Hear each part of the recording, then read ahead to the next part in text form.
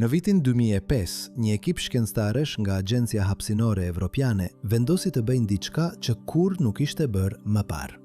Ata morën koloni bakteresh nga toka, i vendosën në sipërfaqen e jashtme të stacionit ndërkombëtar hapësinor dhe i ekspozuan drejt për drejt në vakumin e hapësirës. Asnjë mbrojtje, asnjë izolim, vetëm rrezatim kozmik brutal. Temperatura që luhateshin nga -150 deri në +150 gradë Celsius dhe presion që në tokë do të shkatërronte çdo qelizë të gjallë brenda sekondash. Eksobiologu Gerda Hornek nga qendra gjermane aerohapësinore e dinte se shumica e mikroorganizmave do të vdisnin menjëherë, por ajo nuk ishte e përgatitur për atë që zbuloi kur mostrat u kthyen në tokë. Disa baktere mbijetuan. Jo vetëm mbijetuan, por ruajtën aftësinë për të riprodhuar. Si ishte e mundur? Dhe nëse jeta mund të mbijetojë në kushte kaq ekstreme, çfarë do të thotë kjo për origjinën tonë? Ndoshta pyetja e vërtet nuk është QUOTE0, por QUOTE1. Mendoni për një moment. Ju jeni këtu. Leqoni këto fjalë. Zemra juaj e re, mushkrit thithin oksigjen. Triliona qeliza në trupin tuaj kryejnë një koreografi kimike aq komplekse sa askush nuk mund ta përsërisë artificially. Por si filloi e gjithë kjo? Si u shfaq jeta e parë në një planet që për miliarda vjet ishte sterile si hëna? Për dekada, shkencëtarët na thanë një histori të thjeshtë. Oqeanet primitive, rrufe që godisnin ujin, molekule organike që formoheshin spontanisht. Hapi pas hapi, kimia u shndërrua në biologji. Kjo është teoria klasike. Por çfarë ndodh nëse kjo histori është e paplot? Çfarë ndodh nëse bloqet ndërtimore të jetës nuk u krijuan këtu, por erdhën nga diku tjetër? Nga thellësitë e hapësirës së pafund, erdhi në vitin 1876. Data ishte 18 shtator. Një meteorit u rrëzua në afërsitë e qytetit Murchison në Australi. Kur shkencëtarët e analizuan, bën një zbulim që hodhi poshtë të gjitha supozimet e tyre. Meteoriti përmbante më shumë se 70 lloje të ndryshme të aminoacideve, bloqet ndërtimore të proteinave. Disa prej tyre ekzistonin në tokë, shumica nuk ekzistonin. Ishin të huaj, të panjohur, dhe gjëja më e habitshme, nuk ishte asnjë mënyrë që të ishin kontaminim nga toka. Signaturat kimike ishin shumë të qarta. Këto molekula u formuan në hapësirë, u lunduan në errësirën kozmike për miliona vjet dhe pastaj u rrëzuan në planetin ton. A është e mundur që jeta jon filloi nga një dorëzim kozmik? Shkencëtarët filluan të hullumtonin meteorite të tjerë. Çdo herë që gjenin të njëjtin rezultat, materie organike, kudo. Në vitin 2012, një ekip nga Universiteti i Kalifornisë në San Diego analizoi një meteorit tjetër. Ai përmbante uracil dhe shantin, dy prej komponentëve bazë të ADN-së dhe ARN-së. Tani nuk ishin vetëm aminoacide, ishin vetë kodet e jetës. Duke lunduar në përhapësirë, duke pritur të gjejnë një shtëpi, dhe kjo nuk ishte gjithçka. Në vitin 2015, misioni Rosetta i Agjencisë Hapësinore Evropiane arriti tek kometa Churyumov-Gerasimenko. Ajo zbuloi 17 molekula organike të ndryshme në sipërfaqen e kometës, duke përfshirë glicinën, aminoacidi më i thjeshtë, por gjithashtu më thelbësor për jetën. Nuk ishte vetëm në një meteorit, ishte në një kometa. Në lëvizje aktive nëpër sistemin ton diellor, shkencëtarët filluan të bëjnë pyetjen e pashmangshme. Nëse materia organike është kaq e zakonshme në hapësirë, a është e mundur që jeta vetë të ketë udhëtuar nga një vend në tjetrin? Kjo ide nuk është e re. Ka një emër, panspermia, dhe historia e saj shkon shumë më prapa se sa mendoni. Në vitin 1895, shkencëtari suedez Svante Arrhenius propozoi diçka radikal. Ai tha se jeta nuk lindi në tokë. U transportua këtu nga presioni i rrezatimit të dritës nga yjet. Bakteret, sipas tij, mund të lundrojnë në përhapësirë për mijëra vjet, të mbrojtura në spore, dhe kur gjejnë një planet të përshtatshëm, të fillojnë të shumëzohen. Kolegët e tij e quajtën të çmendur. Si mund të mbjetojnë bakteret në vakumin e hapësirës, në temperatura ekstreme, në rrezatim kozmik vdekjeprurës? Por eksperimenti i Gerda Horneck në vitin 2005 tregoi se Arrhenius kishte të drejtë. Bakteret mund të mbjetojnë. Jo të gjitha, por disa. Dhe duhen vetëm disa. Në një eksperiment tjetër në vitin 2013, shkencëtarët rus gjetën baktere në sipërfaqen e jashtme të stacionit ndërkombëtar hapësinor që nuk ishin vendosur atje nga njeriu. Ishin ngjitur atje nga diçka tjetër. Ndoshta nga pluhuri kozmik, ndoshta nga diçka më e largjët. Në vitin 2017, një ekip nga Universiteti i Edimburgut gjeti se disa mikroorganizma mund të mbjetojnë edhe brenda meteoreve gjatë hyrjes në atmosferë.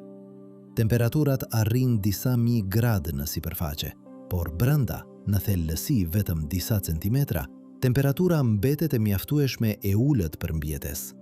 Jeta mund të udhëtojë nëpër meteore, nëpër kometa, ndoshta edhe në pluhur ndërhyjor që lundron në përhapësirë për miliona vjet. Mendoni për këtë? Çdo frymëmarrje që merrni, çdo qeliz në trupin tuaj, mund të jetë pasardhës e diçkaje që udhëtoi në përhapësirë për epoka të tëra. Ju mendoni se jeni nga toka, por ndoshta ju jeni nga një vend shumë më i largët. Ndoshta secili prej nesh është një udhëtar kozmik, një migrant galaktik, një pasagjer i rastësishëm që u ngarkua në një meteor miliarda vjet më parë dhe tani gjendeni këtu duke menduar se kjo është shtëpia juaj. Por a është vërtet shtëpia juaj? Apo vetëm stacioni i radhës në një udhëtim shumë më të gjatë? Le të shkojmë më thellë. Le të kuptojmë se sa e zakonshme është materia organike në univers. Në vitin 2011, astronomët zbuduan një rre molekulare në qendër të galaktikës Son që përmban 10 miliard litra alkool etilik. Po, keni dëgjuar mirë, një rre gigante alkooli, e mjaftueshme për të mbushur çdo gotë në tokë për 5 trilion vjet. Por nuk është vetëm alkool.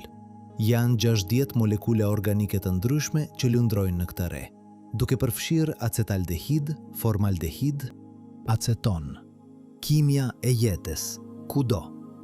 Në vitin 2015, teleskopi hapësinor Spitzer zbuloi fuleren në hapësirë, molekula karboni në formë topi futbolli, dhe brenda tyre atome të tjera të kapur, si kapsulat kozmike që transportojnë ngarkesën e tyre në përgjithësi. Në vitin 2018, astronomët zbuduan një objekt të çuditshëm që hyri në sistemin ton diellor, e quajtën Oumuamua. Ishte objekti i parë ndërhyjor që ne kemi vërejtur ndonjëherë. Forma e tij ishte e çuditshme, e zgjatur, si një cigare kozmike, dhe sillej në mënyrë të çuditshme. Përshpejtoi duke u larguar nga dielli në një mënyrë që graviteti vetëm nuk mund ta shpjegonte. Disa shkencëtarë sugjeruan se mund të ishte një anije kozmike artificiale. Të tjerët thanë se ishte thjesht një komet me forma të pazakonta. Por këtu është pyetja e vërtetë. Nëse Oumuamua mund të hyjë në sistemin ton diellor nga galaktika tjetër, çfarë tjetër mund të hyjë? Çfarë ka hyrë tashmë? Sa objekte të tilla kanë rënë në tokë në 4 miliardë 500 milion vjet të historisë së planetit ton? Shkencëtarët llogaritën. Çdo vit, mbi 100 ton material kozmik bie në tokë. Meteore, pluhur ndërplanetare, fragmente kometash. Shumica digjen në atmosferë, por jo të gjitha. Disa arrin sipërfaqen. Dhe nëse secili prej këtyre objekteve mbart edhe një sasiq të vogël të materialit organik, atëherë për miliarda vjet, toka ka qenë bombarduar vazhdimisht me bloqet ndërtimore të jetës. Imagjinoni një shi të pandërprer molekulash organike, çdo ditë, çdo orë, për 4 miliardë 500 milion vjet.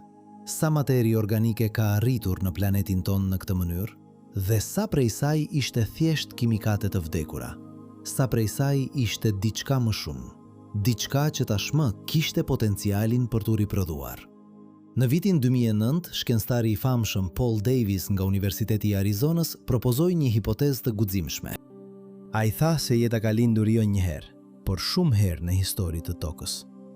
Çdo herë që meteorë të mëdhenj godisnin planetin, ato sillnin forma të reja jete. Disa prej tyre mbijetonin, të tjerat jo. Por çdo goditje ishte një eksperiment i ri, një mundësi e re. Dhe ndoshta ne nuk jemi pasardhës të një forme të vetme origjinale jete.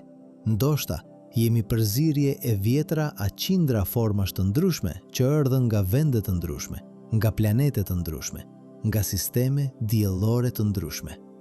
Ne mendojmë se jemi vëndës, por ndoshta jemi një mozaik kozmik.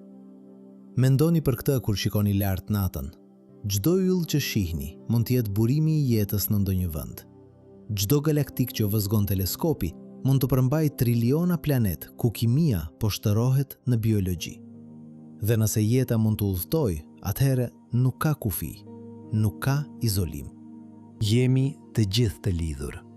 Çdo qelizë në trupin tuaj mund të ketë një kushëri të largët që jeton në një planet që rrotullohet rreth një ylli në anën tjetër galaktikës. Çdo bakterie në zorët tuaja mund të jetë pasardhëse e diçkaje që filloi udhëtimin e saj në një re molekulare 50 vjet dritë larg. A e ndryshon kjo mënyrën se si mendoni për veten?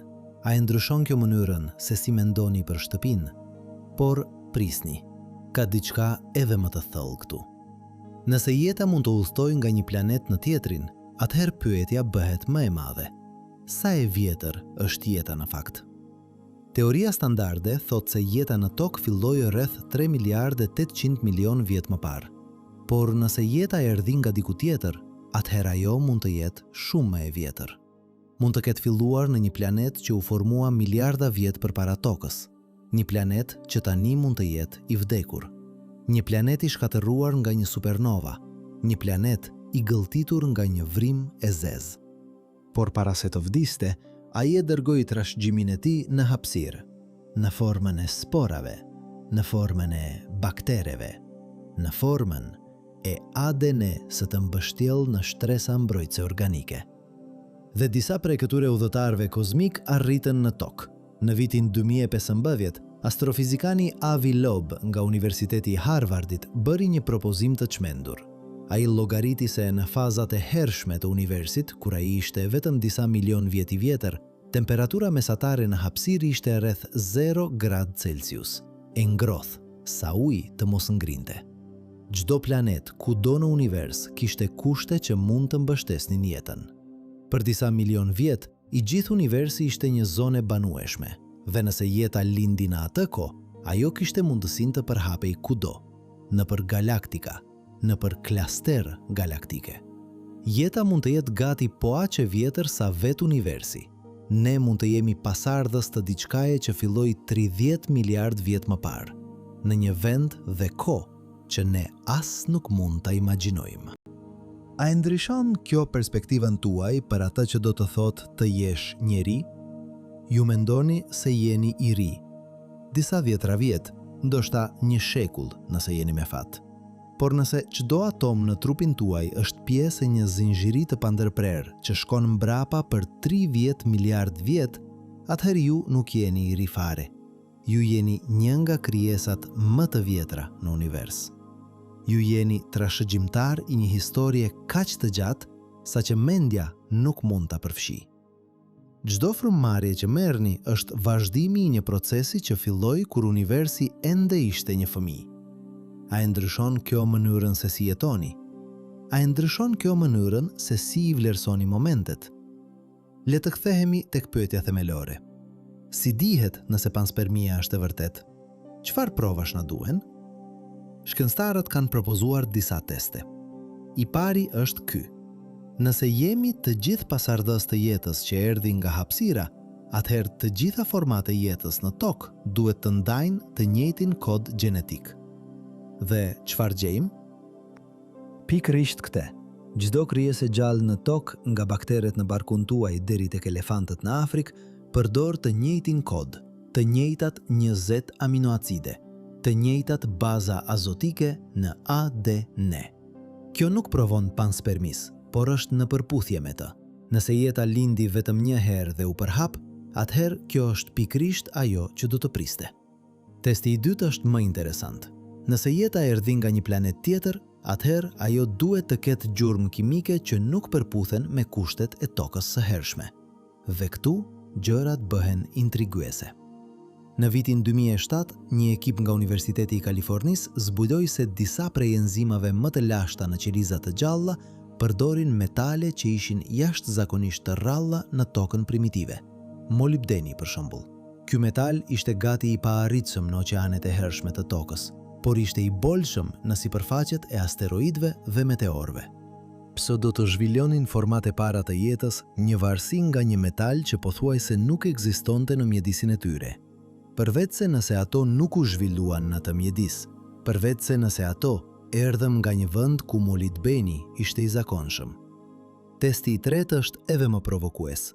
Nëse jeta ka udhëtuar nga një planet në tjetrin, atëherë ajo duhet të jetë e pranishme edhe në vende të tjera në sistemin ton diellor. Dhe këtu ka lajme interesante. Në vitin 2015, misioni Cassini zbuloi se Enceladus, një nga hënat e Saturnit, nxjerr në hapësirë gejzer të ujit nga oqeanet nëntoksore. Në vitin 2017, shkencëtarët zbuluan se këto gejzer përmbajnë hidrogjen molekular, një shenjë mundshme e aktivitetit hidrotermal. Pikërisht lloji i aktivitetit që mendohet se ka prodhuar jetën në tokë. Europa, një hën tjetër kësaj here e Jupiterit, ka gjithashtu një oqean nëntoksor, ndoshta me 2 fish më shumë ujë se sa të gjithë oqeanet e tokës së bashkuara. Nëse jeta mund të ekzistojë atje, atëherë panspermia nuk është vetëm teori, është fakt. Por ka një pengesë. Askush nuk ka gjetur ende jetë jashtë tokës. As baktere, as viruse, as edhe molekula ADN. Ne kemi teori, kemi eksperimente laboratorike, kemi meteorite me materi organike, por nuk kemi asnjë provë të drejtë për drejtë se jeta ekziston diku tjetër. Dhe kjo është arsyeja pse shumë shkencëtarë janë skeptik. Ata thonë se panspermia është një teori elegante, por pa prova ajo mbetet spekulim. Dhe ka edhe një problem logjik. Edhe nëse jeta erdhi në tokë nga diku tjetër, kjo nuk i përgjigjet pyetjes themelore. Si lindi jeta për herë të parë? Panspermia e zhvendos thjesht problemin nga toka diku tjetër, por nuk e zgjidh atë. Kjo është një kritikë e drejtë, por këtu është çfarë bën panspermia interesante. Ajo nuk pretendon të shpjegojë se si lindi jeta. Ajo pretendon të shpjegojë se si jeta u përhap. Dhe kjo është një pyetje e ndryshme. Nëse jeta lindi vetëm një herë në një vend në univers, por pastaj u përhap në miliarda planet, atëherë shanset që ne të gjejmë jetë diku tjetër rriten në mënyrë dramatike. Nuk ka nevojë që çdo planet të përjetojë mrekullinë e lindjes së jetës. Mjafton që një të ketë përjetuar atë, dhe pastaj ajo i infektoi të gjithë të tjerët, si një virus kozmik që përhapet nga i në yll, nga galaktik në galaktik. Imagjinoni universin si një oqean gjigant. Jeta nuk lindi në çdo pikë uji, ajo lindi në një vend. Ndoshta në një pellg i ngrohtë afër një burim hidrotermal, ndoshta në një rre molekulare në hapësirë, por kur lindi, ajo filloi të përhapet. Rrymat e oqeanit e çuan atë larg, era e transportoi, tërmetet e çliruan në ajër dhe ngadalë gjithë oqeani u mbush me jetë. Universi është po aq i madh, por procesi është i njëjtë. Një fillim, një përhapje, një kolonizim i ngadalt i të gjithë hapësirës së disponueshme. Dhe ne nuk jemi vetëm pasagjer në këtë rrugtim. Ne jemi gjithashtu shpërndarës. Çdo sond që dërgojmë në hapësirë, çdo mision i njeriut përtej tokës mbart baktere nga planeti ynë. Ne e dim këtë. Ne përpiqemi ta sterilizojmë çdo gjë, por është e pamundur. Disa mikroorganizma gjithmonë mbijetojnë dhe kur ata arrin në një mjedis të ri, ata mund të shumëzohen. Ne jemi duke bërë panspermis tani, pa dashje, por gjithashtu në mënyrë të pashmangshme. Kjo do të thotë se nëse ndonjëherë kolonizojmë Marsin, ne nuk do të jemi eksploruesit e parë që mbërrin atje. Ne do të jemi thjesht valën më të fundit të jetës që arrin në atë planet. Dhe nëse do të gjenim baktere në Mars, ne nuk mund të jemi të sigurt nëse ato janë vendase apo nëse i quam ne, apo nëse i quan ndonjë mision i mparshëm. Apo nëse ata erdhën nga toka në mënyrë natyrale, të transportuara nga një meteor që goditi planetin ton miliarda vjet më parë dhe hodhi fragmente në hapësirë. Disa prej këtyre fragmenteve mund të kenë arritur në Mars duke sjell jetë me vete. Kjo nuk është shkencë fantastike. Kjo është shkencë e vërtet. Shkëmbimi i materialit midis planetve është i dokumentuar mirë. Ne kemi meteorite nga Marsi në muzet tona. Nëse gurët mund të udhtojnë nga Marsi në tokë, atëherë ata mund të udhtojnë gjithashtu nga toka në Mars. Dhe nëse gurët mund të udhtojnë, atëherë jeta mund të udhtojë.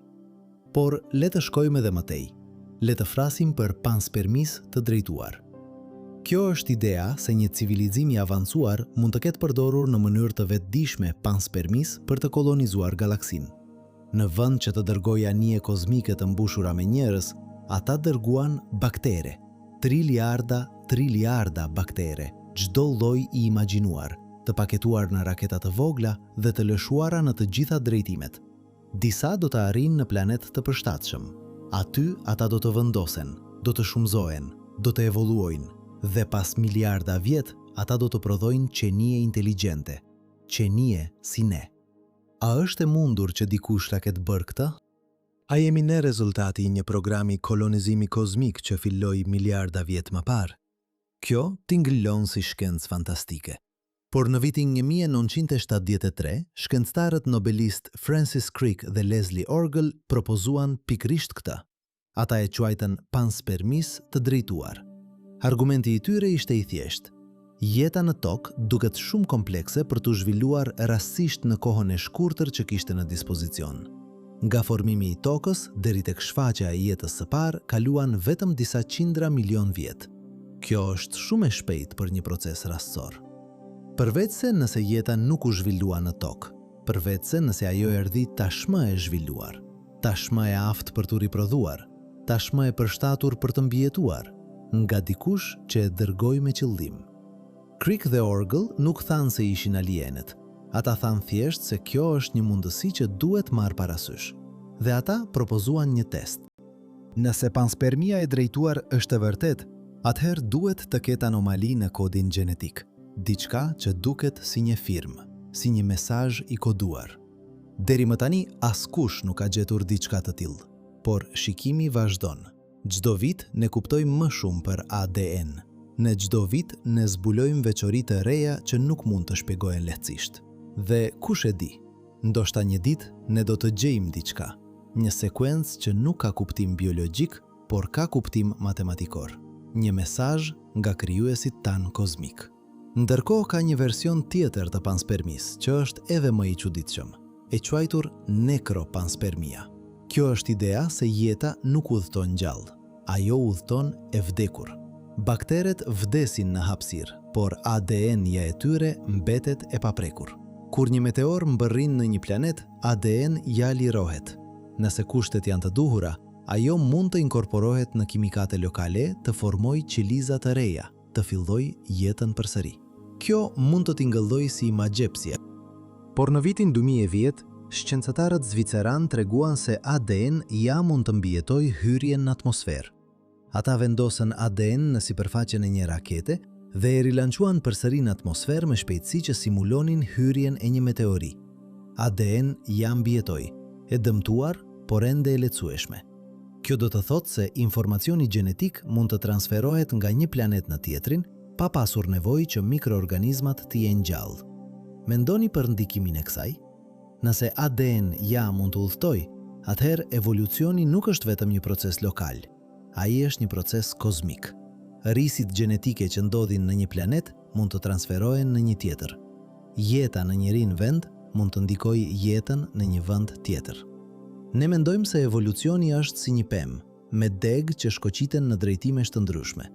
Por ndoshta ai është më shumë si një pyll, me rrënjë që kryqëzohen nën tokë, me degë që bashkohen lart.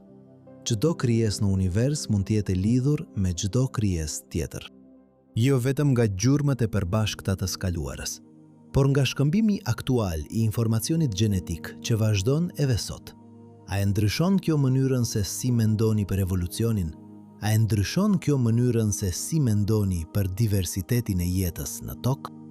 Ndoshta disa nga gjenet që mbani janë nga vende që nuk mund t'i emertoni, nga planet që nuk I keni parë kurrë, nga yje që ndriçuan para miliarda vjetësh dhe tani janë bërë hi. Por ADN-ja e tyre jeton ende, në ju, në mua, në çdo krijesë që ecën, fluturon ose noton në këtë planet. Ne jemi arkiva gjenetike e galaksisë, ne jemi kujtesa e proceseve kozmike që ne as nuk I kuptojmë ende. Çdo herë që shikoni në pasqyrë, ju shikoni historinë e universit të koduar në qelizat tuaja.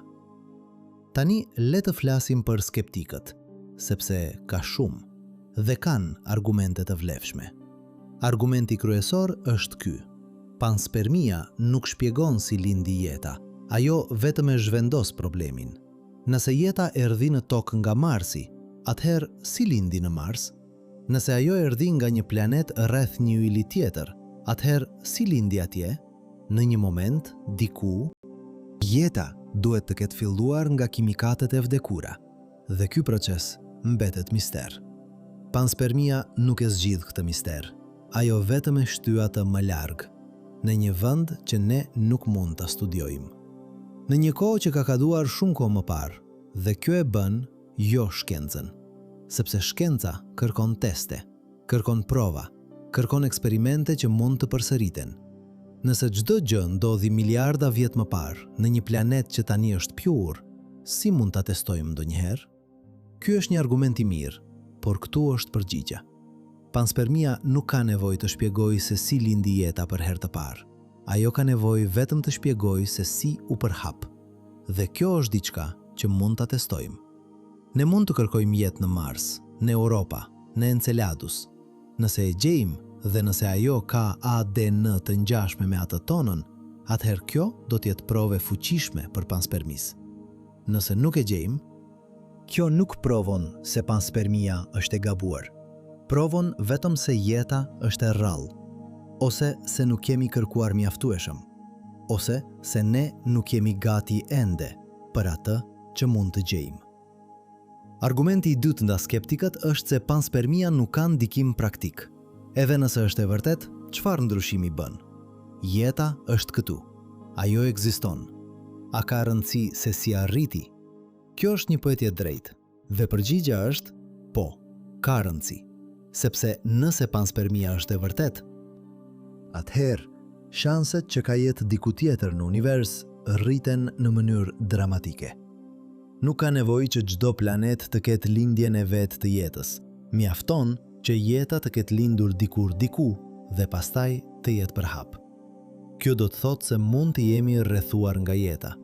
Mund të ka baktere në Mars, mund të ka peshë në oqeanet e Europës, mund të ka pemë në hijen e diellit të një planeti në një galaktik tjetër, dhe të gjithë ne mund të jemi kushrinjt e largët të njëri tjetrit.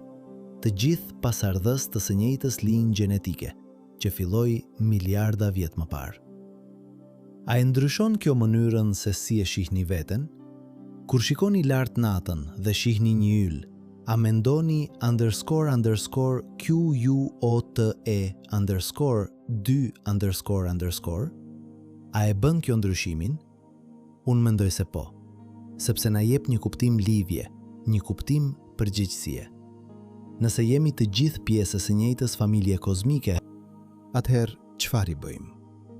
Tokës ka rëndësi jo vetëm për ne, ka rëndësi për të gjithë pasardhësit tanë, jo vetëm fëmijët tanë, por të gjitha krijesat që mund të evoluojnë nga jeta që ne transportojmë në hapësirë. Çdo herë që lëshojmë një satelit, ne jemi duke përdorur panspermis, pa dashje, por gjithashtu, në mënyrë të pashmangshme, ne jemi pjesë e procesit. Ne jemi agent të përhapjes kozmike të jetës. Pra, a është panspermia e vërtet? Nuk e di mende. Nuk kemi prova përfundimtare, por kemi shumë shenja intrigese. Kemi materie organike në meteore, kemi baktere që mbjetojnë në hapësirë, kemi planete dhe hëna që mund të kenë kushte për jetë. Kemi modele matematikore që tregojnë se panspermia është e mundshme, madje e mundshme, por nuk kemi provat e fundit. ADN nga një bakterie marsiane, një mesazh të koduar në gjenet tona nga një civilizim i lashtë, një zbulim që do të ndryshonte gjithçka. Ndërkohë, ne vazhdojmë të kërkojmë. Në vitin 2020, NASA lancoi misionin Perseverance në Mars. Qëllimi i tij të kërkojë shenja të jetës së lashtë, të mbledh mostra që një ditë do të kthehen në tokë për analizë. Nëse në ato mostra gjejmë molekula që ngjajnë me ato në trupin ton, historia do të ndryshojë. Në vitin 2025, Agjencia Hapësinore Evropiane planifikon të dërgojë një mision tek Europa, hëna e Jupiterit. Ai do të studiojë oqeanet nëntoksore, do të kërkojë shenja të aktivitetit biologjik. Nëse ato ekzistojnë, ne do t'i gjejmë. Por ndërsa presim, ne mund të bëjmë diçka tjetër. Ne mund të mendojmë, të reflektojmë, të pyesim veten pyetjet e vërteta, jo vetëm nga erdhëm, por ku po shkojmë. Nëse jemi pjesë e një zinxhiri kozmik që shkon miliarda vjet në të kaluarën, atëherë ku shkon ky zinxhir në të ardhmen? A do të vazhdojmë të përhapemi? A do të kolonizojmë planet të tjerë? A do të shpërndajmë jetën në vende ku tani nuk ekziston? Apo do të shkatërohemi përpara se të arrijmë kaq larg? A do të bëhemi një degë vdekur në pemen kozmike të jetës? Apo do të vazhdojmë të rritemi, të evoluojmë, të shpërndahemi, derisa pasardhësit tanë të mbushin galaktikën? Këto nuk janë vetëm pyetje akademike. Këto janë pyetje mbi identitetin ton, mbi qëllimin ton, mbi rëndësinë e ekzistencës son. Nëse jemi vetëm kafshë të pastër në një planet të rastësishëm që u formua nga rastësia dhe do të shkatërohet nga rastësia, atëherë ndoshta asgjë nuk ka rëndësi. Por nëse jemi bartës të një trashëgimie kozmike që shkon miliarda vjet prapa, nëse çdo atom në trupin ton ka një histori që shtrihet në themelimin e universit, nëse jemi pjesë e një rrjeti gjallë që lidh miliarda planet në një organizëm kozmik të vetëm, atëherë ne kemi një përgjegjësi, një qëllim, një arsye për të jetuar në një mënyrë që respekton këtë trashëgimi. Kështu që pyetja nuk është vetëm nga erdhëm. Pyetja është çfarë do të bëjmë me këtë njohuri? Si do të jetojmë ndryshe, duke ditur se ne mund të jemi udhëtar kozmik? Si do të trajtojmë planetin ton, duke ditur se ai mund të jetë vetëm një stacion tranzit në një udhëtim shumë më të gjatë? Si do të trajtojmë njëri tjetrin, duke ditur se të gjithë mund të jemi kushrinjtë e largët, të lindur nga e njëjta farë kozmike? Këto janë pyetjet që panspermia ngre, dhe këto janë pyetjet që ne duhet t'i përgjigjemi. Jo vetëm si shkencëtar, por si qenie njerëzore, si pjesë e një historie shumë më të madhe se sa jeta jonë e vogël. Një historie që filloi para miliarda vjetësh në një vend që nuk e njohim dhe do të vazhdojë për miliarda vjet në vende që nuk mund t'i imagjinojmë. Ne jemi vetëm një kapitull në këtë libër kozmik, por është kapitulli ynë. Dhe çfarë shkruajmë në atë, ka rëndësi. Ka rëndësi për ne dhe ndoshta, vetëm ndoshta, ka rëndësi për dikë tjetër atje jashtë që po pret të shohë se çfarë do të bëjmë.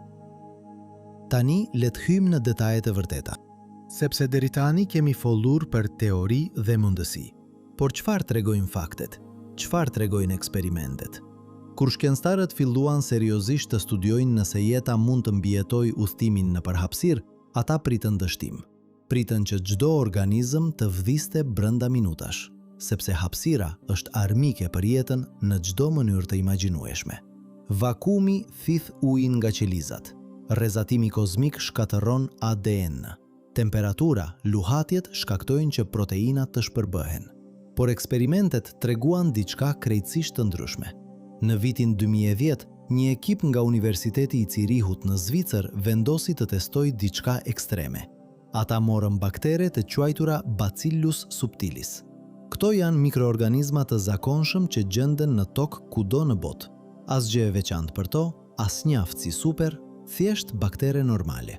Shkencëtarët i vendosën në sipërfaqen e jashtme të një raket dhe i nisën drejt buzës së hapësirës. Nuk në orbit të plot, por mjaftueshëm lart që kushtet të jenë pothuajse identike me hapësirën. Raketa u nis. Arriti në lartësinë e 110 kilometrave. Bakteret u ekspozuan drejt për drejt në vakum për 15 minuta. Pastaj, raketa u kthye. Kur shkencëtarët hapën kontejnerin, ata pritnin të gjejnë vetëm kufoma. Por ata gabuan. Gati 10% e baktereve ishin ende gjallë. Jo vetëm gjallë, por plotësisht funksionale. Ata mund të riprodhoheshin, mund të ushqeheshin, mund të bënin gjithçka që bënte një bakterie normale. Si ishte e mundur? Shkencëtarët e ekzaminuan strukturën e tyre në nivel molekular. Zbuluan se bakteret kishin formuar shtresa mbrojtëse. Qelizat në sipërfaqe vdiqën, por trupi i tyre krijoi një mburoj që mbrojti qelizat e brendshme. Ishte si një sakrificë. Disa vdiqën që të tjerët të jetonin. Dhe strategjia funksionoi. Nëse 15 minuta janë të mjaftueshme për 10% të mbijetojnë, sa do të mbijetojnë për një udhëtim më të gjatë? Për vite, për shekuj, për mijëra vjet.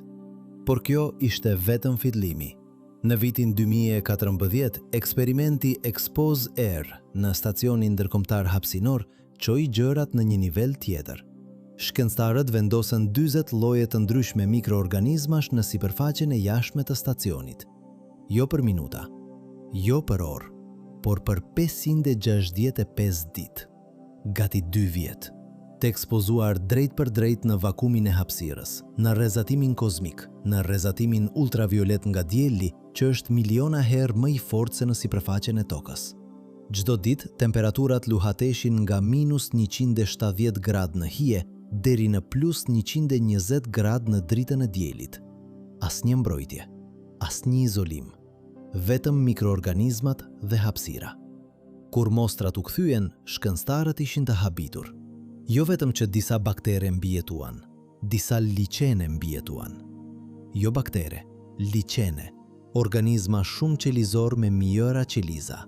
Ato ishin dehidratuar plotësisht, dukeshin të vdekura. Por kur shkencëtarët i vendosën në ujë, ato u ringjallën, filluan të lëvizin, të ushqehen, të rriten, sikur asgjë nuk kishte ndodhur. Sikur 2 vjet në hapësirë ishin thjesht një gjumë i shkurtër. Si është e mundur që një organizëm shumë qelizor të mbijetoj kushte që do të vrisnin çdo kafshë në tokë brenda sekondash? Përgjigja qëndron në një proces të quajtur kriptobiozë. Është një gjendje ku metabolizmi ndalon plotësisht, asnjë frymëmarrje, asnjë ushqim, asnjë rritje. Organizmi bëhet si një kristal. Të gjitha proceset jetësore ngrinën në një moment specifik. Dhe në këtë gjendje, organizmi mund të qëndrojë për kohë të pafundme. Kur kushtet përmirësohen, ai thjesht rifillon. Sikur të shtypni butonin e pushimit në një video dhe pastaj të shtypni play përsëri. Jeta nuk ka vdekur, ajo thjesht ka pritur. Dhe kjo nuk është teorik. Shkencëtarët kanë gjetur baktere në akull polar që kanë qenë të ngrira për 500.000 vjet. Kur u shkrirën, ato u ringjallën. 500.000 vjet. Imagjinoni sa larg mund të udhtoj diçka në përhapësirë në 500.000 vjet. Tani le të bëjmë llogarit. Shpejtësia mesatare e një meteori në hapësirë është rreth 20 km/sekond. Në 500.000 vjet, ai do të thtonte 320 trilion kilometra. Kjo është rreth 33 vjet drite. Mjaftueshëm për të arritur në qindra uje të afërt. Mjaftueshëm për të kaluar nga një sistem dielor në tjetrin 10 herë. Dhe kjo me shpejtësim mesatare. Disa meteore lvizin më shpejt, disa ngadalë, por për më gjatë. Disa mund të hidhen nga shpërthimi i një supernove dhe të marrin shpejtësi shumë më të larta. Sa larg mund të shkojë jeta kur ka gjithë kohën e universit në dispozicion? Por ka një problem, rrezatimi. Edhe nëse bakteret mund të mbijetojnë vakumin dhe temperaturën, çfarë për rrezatimin kozmik? Çdo ditë hapësira bombardohet nga rreze kozmike. Këto janë protone dhe bërthama atomike që lvizin me pothuajse shpejtësinë e dritës. Kur ato godasin ADN, ato e thjejnë atë, shkaktojnë mutacione, vras qeliza. Sa kohë mund të mbijetoj ADN-ja në këto kushte? Shkencëtarët në fillim mendonin se jo shumë, ndoshta disa muaj, ndoshta disa vjet, por eksperimentet përsëri i befasuan. Në vitin 2019, një studim nga Instituti i Teknologjisë në Tokyo tregoi se ADN-ja e mbrojtur brenda një shtres minerale mund të mbijetojë për miliona vjet në hapësirë. Qelësi është mbrojtja. Nëse ADN-ja është e mbështjellë në shtresa proteinash, nëse ato janë brenda sporave me mure të trasha, nëse ato janë në thellësinë e një meteori i cili vepron si një mburoj natyrore, atëherë shanset për mbijetesë rriten në mënyrë dramatike. Dhe sa trashësi duhet? Sipas llogaritjeve, vetëm 5 cm gur janë të mjaftueshëm për të bllokuar shumicën e rrezatimit kozmik. 5 cm. Këtu është ironia. Një meteor i vogël, vetëm 20 cm në diametër, ka plot vend brenda për të transportuar baktere të mbrojtura. Dhe ne e dim se meteore të tillë bien në tokë çdo ditë. Por le të shkojmë edhe më tej. Le të flasim për ekstremofilet. Këto organizma që jetojnë në kushte që ne do t'i konsideronim si vdekjeprurëse. Në burime termale, ku temperatura është mbi 100 gradë Celsius. Në liqene me aciditet aq të lartë sa do të shkrinte lëkurën. Në thelësitë e oqeanit, ku presioni është mijëra herë më i madh se në sipërfaqe. Në shkretirat më të thata, ku nuk ka rënë shi për dekada. Në shkëmbinj milje metra nën tokë, ku nuk ka asnjë dritë dielli. Këto organizma nuk vetëm mbijetojnë, ato lulëzojnë, ata ushqehen, ata riprodhehen. Dhe disa prej tyre kanë aftësi që duken si magjepsje. Deinococcus radiodurans. Kjo është një bakterie që mund të mbijetojë rrezatimin që është 3000 herë më vdekjeprurës se sa do të vriste një njeri. Kur rrezatimi e shkatron ADN-n e saj, ajo thjesht e riparon. Jo në ditë, jo në orë, por në minuta. Ka mekanizma riparimi kaq të avancuar sa shkencëtarët ende nuk kuptojnë plotësisht si funksionojnë. Kjo bakterie mund të mbijetojë në bërthamën e një reaktori bërthamor. Mund të mbijetojë në hapësirë për kohë të pafundme. Dhe nuk është e vetme. Ka qindra lloje të tjera ekstremofili me aftësi të ngjashme. Dhe të gjitha ato gjenden në tokë. A erdhi Deinococcus radiodurans nga hapësira? Apo u zhvillua këtu, por mekanizmat e saj riparimi janë trashëgimi e një të kaluare kozmike, kur paraardhësit e saj udhëtuan në hapësirë? Mendoni për këtë. Nëse ekstremofilet ekzistojnë në tokë, çfarë ekziston në vende eve më ekstreme? Në sipërfaqen e Marsit, ku temperatura bie në -100 gradë çdo natë dhe atmosfera është pothuajse plotësisht dioksid karboni, në oqeanet nëntoksore të Europës, ku nuk ka asnjë dritë dielli dhe presioni është sa në thelësitë më të mëdha të oqeaneve tona, në sipërfaqen e Enkeladusit, ku gejzerët e ujit shpërthejnë në hapësirë duke krijuar një re kristale shakulli, në të gjithë këto vende, kushtet janë më pak ekstreme se sa në disa vende në tokë ku jeta lulëzon tashmë. Pse nuk do t'jetë e mundur që jeta të ekzistojë atje gjithashtu?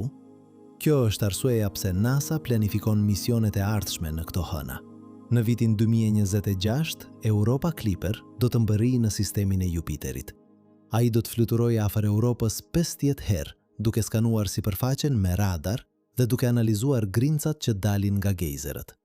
Nëse ka jetë në oqeanet nëntoksore, ka një shans që të gjejmë shenja të saj në këto grinca.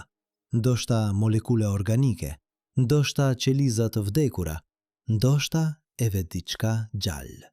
Në vitin 2027, misioni Dragonfly do të nisë drejt Titanit, hëna më e madhe e Saturnit. Ai do të jetë një dron fluturues që do të eksplorojë sipërfaqen duke kërkuar kimikale që mund të tregojnë jetë. Titani ka liqe të lëngshëm metan, atmosferë të trash dhe kushte që në disa aspekte ngjajnë me tokën e hershme. Nëse jeta mund të zhrillohet në kushte kaq të ndryshme, kjo do të thotë se jeta është më e zakonshme se sa mendonim. Por ndërsa presim të ardhmen, le të shikojmë se çfarë dim tashmë. Për Marsin, planeti i kuq, fqinji ynë më i afërt. Për dekada, shkencëtarët kanë debatuar nëse Marsi ka pasur ndonjëherë jetë. Tani, debati ka ndryshuar. Pyetja nuk është më QUOTE-7. Pyetja është QUOTE-8. Sepse provat janë bërë shumë të forta. Në vitin 2015, roveri Curiosity gjeti azot në formë që përdoret nga organizmat e gjallë. në vitin 2016 ai zbuloi molekula organike komplekse në shkëmbin që kishin 3 miliard vjet. Në vitin 2018 ai zbuloi liqene metan që ndryshojnë sipas stimëve, pikrisht si do të ndryshonin nëse kishte procese biologjike që i prodhojonin dhe konsumonin. Dhe ka më shumë. Në vitin 2021, roveri Perseverance gjeti shkëmbin në krateri Jezero që njëherë ishin në fund të një liqeni. Këto shkëmbin përmbajnë stromatolit. Këto janë struktura që në tokë krijohen vetëm nga baktere fotosistetike. Struktura që gjenden në shkëmbin marsian janë identik me ato në tokë.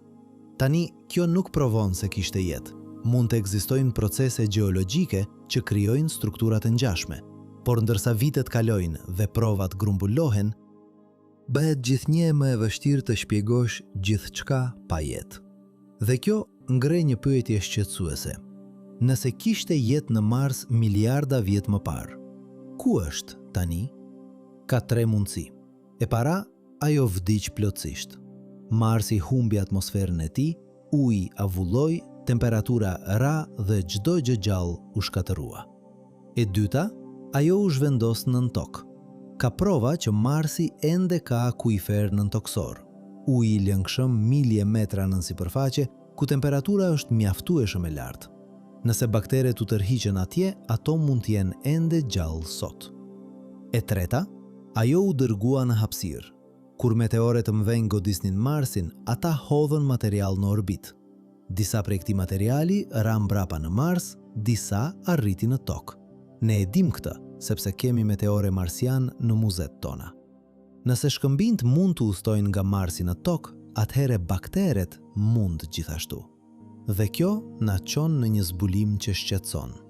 Në vitin 2006, shkencëtarët analizuan një meteor marsian të quajtur ALH 28181. Ky meteor u gjet në Antarktidë në vitin 1988. Kur e shqyrtuan në detaje, ata zbuluan struktura të vogla që dukeshin shumë si baktere të fosilizuara. Gjithashtu, zbuluan molekula organike komplekse dhe kristale minerale që në tokë prodhohen vetëm nga baktere. NASA organizoi një konferencë shtipi. Presidenti i atëhershëm Bill Clinton foli. Bota mendoi se kishim gjetur provë të jetës në Mars, por pastaj erdhi skepticizmi. Shkencëtarët e tjerë argumentuan se strukturat mund të ishin thjesht kristale minerale që ngjanin me baktere, se molekulat organike mund të kishin ardhur nga kontaminimi toksor, se të gjitha zbulimet mund të shpjegoheshin pa jetë. Debati vazhdon ende sot. Disa shkencëtarë besojnë se ALH 28181 përmban fosile të vërteta. Të tjerët nuk janë të bindur. Por këtu është gjëja interesante. Asnjë nuk mund ta provojë se ata kanë të drejtë. Të gjitha provat janë indirekte. Të gjitha interpretimet janë të hapura. Dhe kjo është pikërisht problemi me panspermis. Provat janë gjithmonë ambig, gjithmonë të hapura për interpretim, kur përfundimtare. Por ndërsa debati vazhdon, ne vazhdojmë të mbledhim të dhëna. Në vitin 2020, roveri Perseverance filloi të mbledh mostra nga sipërfaqja e Marsit.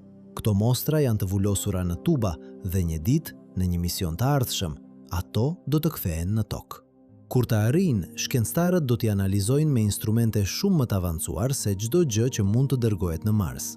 Do të kërkojnë ADN, do të kërkojnë aminoacide me struktura që nuk ekzistojnë në tokë. Do të kërkojnë izotop që do të tregojnë se molekulat u formuan në kushte marsiane. Nëse gjejnë ndonjë nga këto, loja ndryshon. Nëse gjejnë gjithçka që ngjason me jetë, çdo gjë që dim për origjinën tonë do të duhet rishkruar. Por ndërsa presim këtë ditë, ka diçka tjetër që duhet të diskutojmë. Diçka që shkencëtarët rrallë pranojnë në publik. Frika. Frika se çfarë do të thotë nëse gjejmë jetë. Sepse nëse gjejmë jetë në Mars dhe ajo ka ADN të ngjashme me tonën, atëherë dy mundësi ekzistojnë. Ose ne shkuam atje dhe e kontaminuam, ose ata erdhën këtu dhe na kontaminuan. Dhe në të dy rastet, Kjo do të thotë se jemi përgjegjës. Nëse ne e kontaminuam Marsin, atëherë kemi shkatëruar një ekosistem të paprekur. Nëse ata na kontaminuan, atëherë ne jemi një lloj invaziv që ka zvendësuar formën origjinale të jetës toksore. Në të dy rastet, ka çështje etike që ne nuk jemi të përgatitur t'i përballojmë. Kjo është arsyeja pse NASA ka protokolle të rrepta mbrojtjeje planetare. Çdo sondë që shkojë në Mars është sterilizuar me kujdes. Por sterilizimi nuk është kurrë perfekt. Disa baktere gjithmonë mbjetojnë. Dhe tani që kemi dërguar 10 misione në Mars, sa baktere toksore janë tashmatje? Sa prej tyre kanë gjetur vende të banueshme dhe kanë filluar të rriten? Ne nuk e dim. Dhe kjo është shqetësuese. Sepse nëse dikur gjejmë jetë në Mars dhe ajo duket e ngjashme me jetën toksore, ne nuk do të dim nëse ishte atje përpara nesh apo nëse e cuam ne. Kjo pasiguri do të na ndjek përgjithmonë. Por ka edhe një version më i errët i kësaj historie. Çfarë ndodh nëse jeta që gjejmë në Mars nuk është e ngjashme me tonën?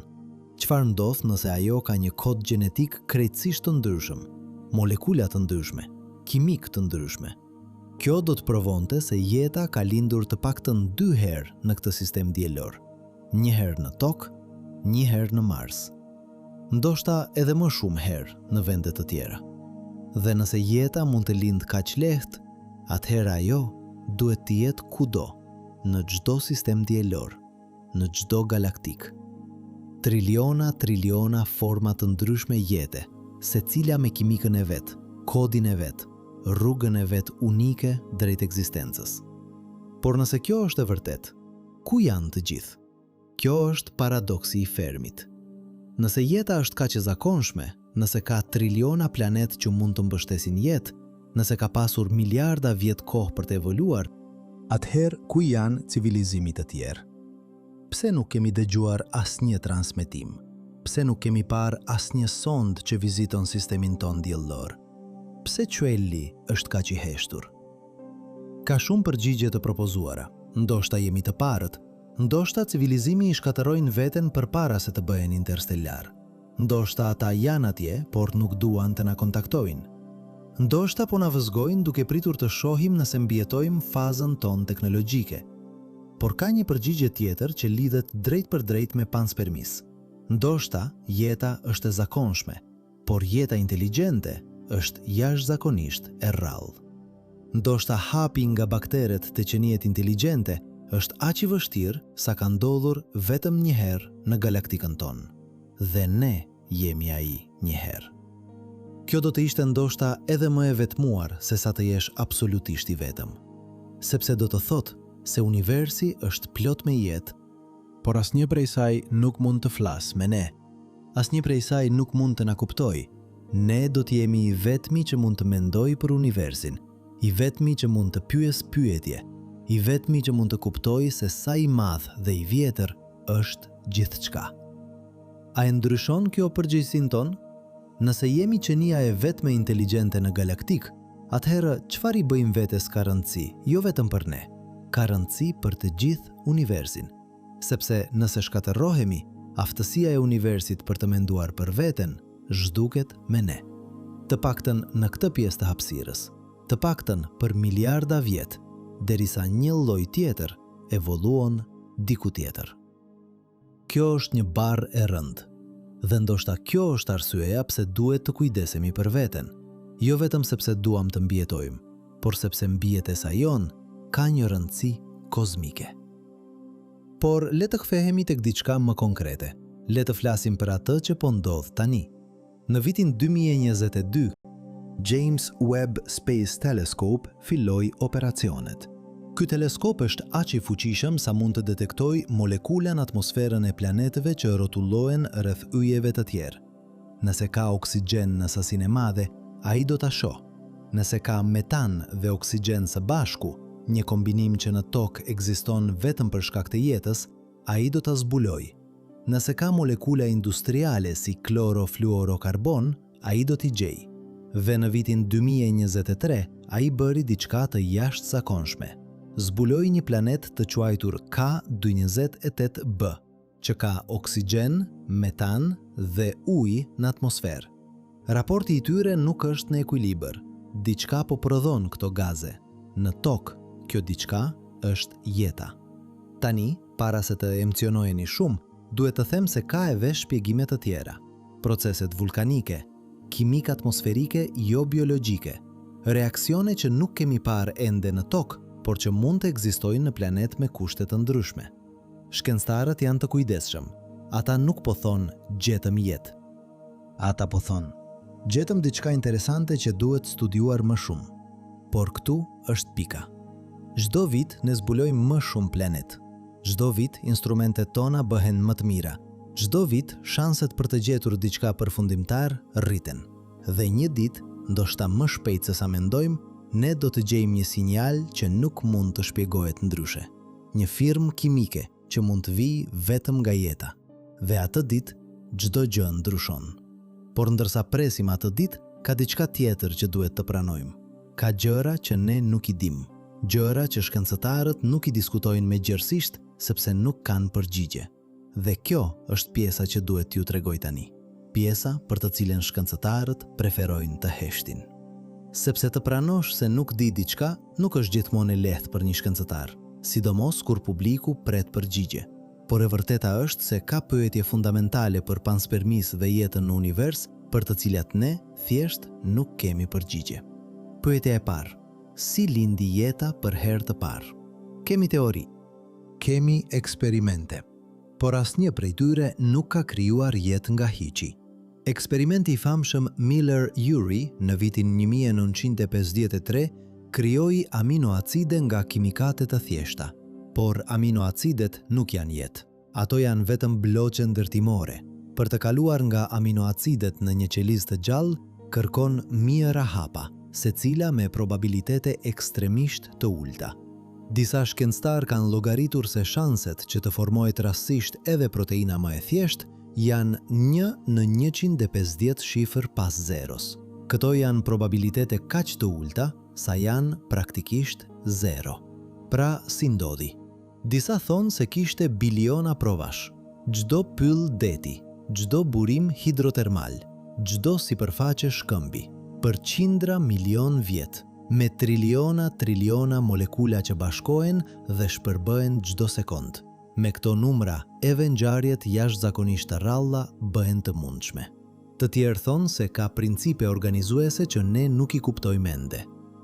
Se kimikët natyrisht gravitojnë drejt strukturave komplekse në kushte të caktuara. Se jeta nuk është një aksident i rastësishëm, por një pasojë e pashmangshme e ligjeve të fizikës. Por askush nuk ka provuar këtë. Askush nuk ka treguar se si ndodh. Pyetja e dytë: pse gjithë jeta në tokë përdor të njëjtin kod gjenetik? Ka 20 aminoacide që përdoren nga jeta, por ka qindra aminoacide të tjera që mund të përdoreshin. Pse këto 20? Ka 4 baza azotike në ADN, por mund të kishte 5, 6, 10. Pse 4? Ka një kod specifik që përkthen trinitet të bazave azotike në aminoacide, por mund të kishte kode të tjera. Pse ky? Përgjigja standarde është se të gjithë trashëgojmë të njëjtin kod nga një parardhës i përbashkët universal. Që ka kuptim, por nuk shpjegon pse u zgjodh kodi specifik. A ishte rastësi? A ishte optimali në një mënyrë që ne nuk e kuptojmë? Disa shkencëtar kanë testuar kodra gjenetik alternative në laboratore. Disa prej tyre funksionojnë po aq mirë sa kodi ynë. Disa edhe më mirë në kushte të caktuara. Kjo do të thotë se kodi ynë nuk është i vetmi i mundshëm, as më i miri. Thjesht është ai që ne kemi. Por pse? A erdhi ai nga hapësira? A ishte pjesë e jetës që filloi në një vend tjetër dhe pastaj u përhap? Apo u zhvillua këtu nga një set rastësor faksimil që thjesht u ngjitur? Ne nuk e dim. Pyetja e tretë: pse jeta ka filluar kaq shpejt në tokë? Planeti u formua 4 miliardë 560 milion vjet më parë. Për disa qindra milion vjet, ai ishte bombarduar me meteore aq intensivisht sa sipërfaqja ishte oqean lave të shkrira. Çdo gjë që mund të kishte jetuar do të ishte shkatërruar. Por sa arriti bombardimi të ngadalsohet, jeta shfaqet pothuajse menjëherë. Fosilet më të vjetra që kemi gjetur janë 3 miliardë e 800 milion vjet, vetëm 700 milion vjet pas formimit të planetit. Në shkallën kohore gjeologjike, kjo është sa 1 sekond. Si është e mundur? Nëse jeta është aq e vështirë për të formuar, nëse kërkon aq shumë kohë dhe shanset janë aq të ulta, si shfaqet aq shpejt? Ka vetëm 2 shpjegime logjike. Ose jeta është shumë më e lehtë për të formuar se sa mendojmë, ose ajo nuk u formua këtu. Ajo erdhi nga diku tjetër, tashmë e zhvilluar, tashmë e gatshme për të kolonizuar një planet të ri. Dhe kjo na çon përsëri tek panspermia. Nëse jeta erdhi nga hapësira, atëherë koha e shpejtë e shfaqjes në tokë nuk është më mister. Është pikërisht ajo që do të prisnit. Por ka edhe diçka më të thellë këtu. Diçka që shkencëtarët e diskutojnë vetëm në konferenca private. Çështja e kontaminimit të anasjellt. Ne po dërgojmë sonda në hapësirë, po dërgojmë njerëz. Çdo sond mbart baktere nga toka, pavarësisht se sa përpiqemi ta sterilizojmë. Çdo astronaut është një ekosistem ambulant me triliona mikroorganizma. Kur Neil Armstrong u ul në hënë në vitin 1969, ai la më shumë se gjurmë.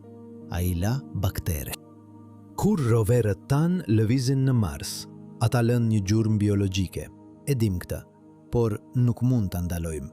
Sterilizimi total është i pamundur. Në vitin 2018, shkencëtarët zbuluan se disa baktere kishin mbijetuar në sipërfaqen e jashtme të kamerës që Apollo 11 kishte lënë në hënë. Kjo kamerë qëndroi atje për 31 vjet. 31 vjet në vakumin e hapësirës, në rrezatimin kozmik, në temperatura ekstreme. Kur pjesë të kamerës u kthyen në tokë për analizë, bakteret ishin ende të gjalla. Jo vetëm të gjalla, por në gjendje të riprodhohen. 31 vjet. Imagjinoni sa larg mund të udhëtojë diçka që mund të mbijetojë kaq gjatë. Kjo do të thotë se çdo mision që kemi dërguar jashtë tokës ka qenë potencialisht një eksperiment panspermie. Pa dashje, por gjithashtu i pashmangshëm. Dhe nëse ne po e bëjmë këtë tani me teknologjinë tonë primitive, çfarë mund të kenë bërë civilizime të tjera që ishin 1 milion vjet përpara nesh? Çfarë mund të kenë kolonizuar? Çfarë mund të kenë infektuar? Ndoshta jemi rezultati një programi kolonizimi që filloi kur paraardhësit tanë galaktik vendosën të përhajnë jetën e tyre sa më gjerë që të mundin. Ndoshta çdo sistem diellor që mund të mbështeste jetë u vizitua nga sonda të vogla që transportonin triliona baktere të çdo lloji të imagjinueshëm. Dhe kudo që kushtet ishin të duhura, bakteret vendosen, rritën, evoluan. Por ka edhe një version më të errët të kësaj historie. Çfarë ndodh nëse kishte një civilizim që u shkatërrua dhe diçka e vetmja që mbijetoi ishin bakteret e tyre? Çfarë ndodh nëse ata ishin 1 milion herë më të avancuar se ne, ndërtuan qytete në qindra planet, sunduan një pjesë të galaktikës dhe pastaj diçka shkoi keq. Një luftë, një sëmundje, një katastrofë kozmike. Gjithçka që ndërtuan u shkatërrua. Çdo qytet u bëhi, çdo anije u copëtua. Por bakteret e tyre, të forta, të vogla, të pandallshme, mbijetuan dhe vazhduan të përhapen. Dhe miliona vjet më vonë, ato arritën në një planet blu të quajtur Tokë dhe filluan përsëri dhe evoluan në ne. A jemi ne trashëgjimtarët e një perandorie të vdekur? A jemi pasardhës të qenieve që ne nuk do t'i njihnim?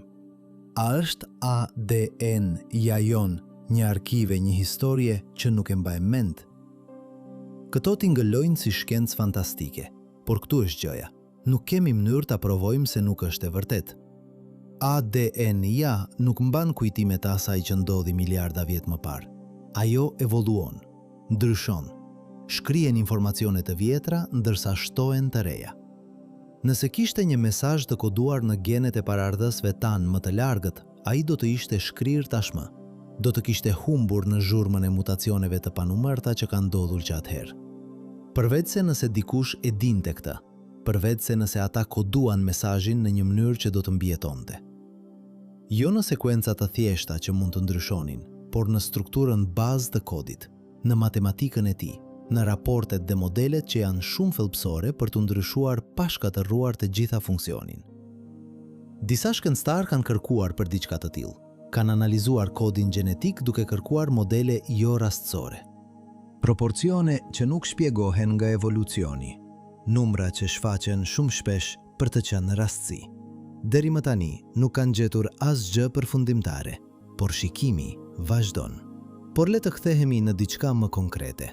Le të flasim për atë që po mësojmë për sistemin ton diellor, sepse çdo vit zbulimet bëhen më interesante. Në vitin 2019, shkencëtarët zbuluan se në oqeanet nëntoksore të Europës ka shenja të aktivitetit kimik që në tokë prodhohet vetëm nga jeta. Hidrogen sulfid, metan, amoniaka, të gjitha në proporcionet që do të prodhonim nga bakteret që jetojnë afër ventilatorëve hidrotermal. Europa ka ventilator hidrotermal në fund të oqeanit të saj. Kemi detektuar nxehtësinë, kemi detektuar kimikalet, dhe tani po detektojmë shenjat që mund të tregojnë jetë. Por këtu është çështja. Edhe nëse gjejmë jetë në Europa, si do ta dimë nëse ajo filloi atje apo erdhi nga toka? Shkëmbimi i materialit midis tokës dhe Jupiterit është shumë më i rrallë se midis tokës dhe Marsit. Por nuk është i pamundur. Një meteorit mjaftueshëm i madh që godet tokën mund të hedhë fragmente që arrin në orbitën e Jupiterit. Kërkoi miliona vjet, por ka pasur miliarda vjet kohë. Nëse edhe një fragment mbërri në Europa dhe përmbante baktere të gjalla, ato mund të jenë shumëzuar dhe mbushur oqeanin. Pra, edhe nëse gjejmë jetë atje, pyetja e origjinës do të mbetet e hapur. Dhe Europa nuk është e vetmja. Enceladus, hëna e Saturnit, ka gjithashtu një oqean nëntoksor dhe ka diçka që Europa nuk ka. Gejzer aktiv që nxjerrin ujë drejt për drejt nga oqeani në hapësirë. Sonda Cassini fluturoi nëpër këto gejzer dhe analizoi përmbajtjen. Zbuloi jo vetëm ujë, por gjithashtu molekula organike komplekse, formaldehidi, metan, amoniaka, disa prej kimikaleve themelore të jetës, dhe diçka edhe më interesante, grinca silikat. Këto janë grinca që formohen vetëm në temperatura të larta, pra në thelësinë e oqeanit të Enceladusit ka burime termale, ka nxehtësi, ka energji, ka kimikale organike. Ka ujë të lëngshëm, ka gjithçka që duhet për jetë. Pra, a ka jetë atje? Nuk e dim. Por jac është e interesante. Ne nuk kemi nevojë të shkojmë atje për ta zbuluar. Gejzerët po e nxjerrin përmbajtjen e oqeanit drejt për drejt në hapësirë. Ne mund thjesht të fluturojmë nëpër ta me një sond që ka instrumentet e duhura. Nuk ka nevojë të zbresim, nuk ka nevojë të shpojmë akullin. Thjesht fluturojmë nëpër rreth të ujit dhe mbledhim mostra. Nëse ka qeliza në atë ujë, ne do t'i gjejmë. Dhe kjo është pikërisht ajo që NASA planifikon të bëjë në vitet e ardhshme. Një mision tek Enceladusi që do të fluturojë nëpër gejzerët 10 herë, duke mbledhur të dhëna çdo herë. Por ndërsa presim këto misione, ka diçka tjetër që po ndodh. Diçka që ndryshon mënyrën se si mendojmë për jetën. Zbulimi i egzoplanetëve, planet që rrotullohen rreth ujeve të tjerë. Në vitin 1992, ne zbuluam egzoplantin e parë. Tani dim për më shumë se 5.000. Dhe çdo vit, numri rritet. Disa janë gjigant gazi, si Jupiteri. Disa janë shkëmbinj të nxehtë më afër ylit të tyre se sa Mërkuri është me diellin. Por disa janë në zonën e banueshme. Distanca e duhur nga yli i tyre që uji të jetë i lëngshëm, madhësia e duhur për të mbajtur një atmosferë, kushtet e duhura që jeta si që njohim ne të jetë e mundur, sa të zakonshëm janë planetet e tillë. Shumë më të zakonshëm se sa mendonim. Vlerësimet më të fundit sugjerojnë se rreth 20% e yjeve të ngjashëm me diellin kanë një planet në zonën e banueshme. 20%. Kjo do të thotë se vetëm në galaktikën tonë ka 10 miliard planet që mund të kenë kushte të ngjashme me tokën. 10 miliard mundësi për jetë, dhe kjo është vetëm një galaktik. Ka 2 trilion galaktika në universin e vëzgueshëm. Bëni matematikën. Numri i planetëve të mundshëm të banueshëm është aq i madh sa mendja refuzon ta përpunojë. Por ka një problem. Gjetja e planetëve është e lehtë. Gjetja e shenjave të jetës është shumë më e vështirë. Për të detektuar jetë në një planet dhjetra ose qindra vjet dritë larg, ne duhet të analizojmë dritën që kalon nëpër atmosferën e tij. Kur planeti kalon përpara ylit të vet, pak dritë filtrohet nëpër atmosferë. Molekulat e ndryshme fithin gjatësi vale të ndryshme. Duke analizuar të cilat gjatësi vale mungojnë, ne mund të përcaktojmë çfarë ka në atmosferë. Nëse gjejmë oksigjen dhe metan së bashku, kjo është një shenjë e fortë e jetës, sepse këto dy gaze reagonojnë me njëra tjetrën. Në një atmosferë pa jetë, ato do të zhduken shpejt. Fakti që janë të dyja të pranishme do të thotë se diçka po i prodhon ato vazhdimisht. James Webb Space Telescope po bën pikërisht këtë. Po analizon atmosferat e egzoplanetëve duke kërkuar biosinjal dhe tashmë ka gjetur disa raste interesante. Planet me sasi të mëdha oksigjeni, planet me metan dhe ujë, planet që nuk përputhen me modelet tona të botëve pa jetë. A provon kjo jetë? Jo, por është një fillim. Dhe me çdo vit që kalon, teleskopët tanë bëhen më të mirë. Teknologjia jonë përmirësohet. Shanset që të gjejmë diçka përfundimtare rriten. Pra, çfarë do të vendosim të bëjmë me këtë njohuri? A do ta përdorim për të ndërtuar një të ardhme më të mirë, apo do ta injorojmë dhe do të vazhdojmë sikur asgjë të mos ketë ndryshuar?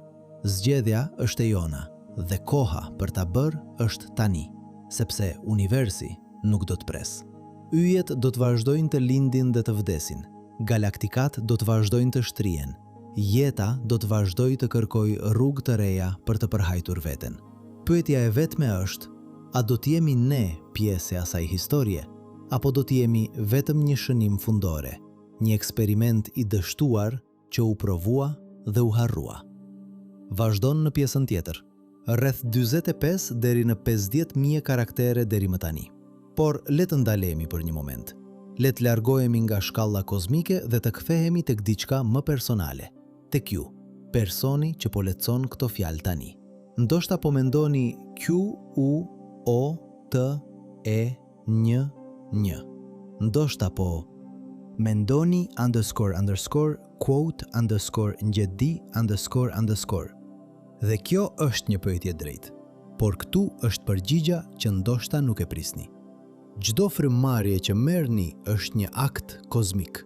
Oksigjeni që po thithni u krijua në një yll që shpërtheu miliarda vjet më parë. Karboni në ADN në tuaj u formua në mjezin e një giganti të kuq. Azoti në proteinat tuaja erdhi nga një supernova që ndriçoi qiellin kur ende nuk kishte jetë në tokë. Ju nuk jeni bërë nga materia e tokës. Ju jeni bërë nga materia e yjeve. Dhe jo vetëm ju, çdo gjë që prekni, çdo gjë që shihni, tavolina përpara jush, ajri që ju rrethon, uji që pini, të gjitha janë hyjesh. Por ka më shumë. Çdo atom në trupin tuaj ka qenë pjesë e diçka e tjetër përpara se të ishte pjesë e jush. Atomi i karbonit në gjishtin tuaj të djathtë mund të ketë qenë një herë pjesë e një dinozorit, ose një peme, ose një bakterie në thellësitë e oqeanit, ose një rre pluhuri në hapësirë, ose qeliza e një personi që jetoi 10.000 vjet më parë dhe ndërroi për të njëjtat gjëra që ndërroni ju. Atomet nuk vdesin kurrë. Ato vetëm kalojnë nga njëra formë në tjetrën, nga njëra krijesë në tjetrën, nga një botë në tjetrën. Kjo do të thotë se ju nuk jeni e ndarë nga universi. Ju jete universi. Një pjesë e vogël e tij, po, por gjithashtu një pjesë thelbësore, sepse vetëm nëpërmjet jush universi mund të mendojë për veten.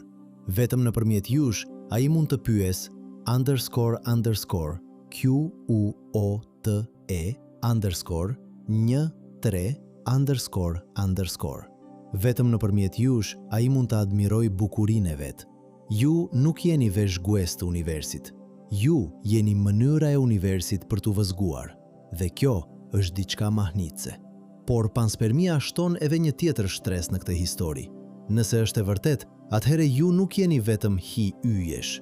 Ju jeni gjithashtu pasardhës të udhëtarëve kozmik.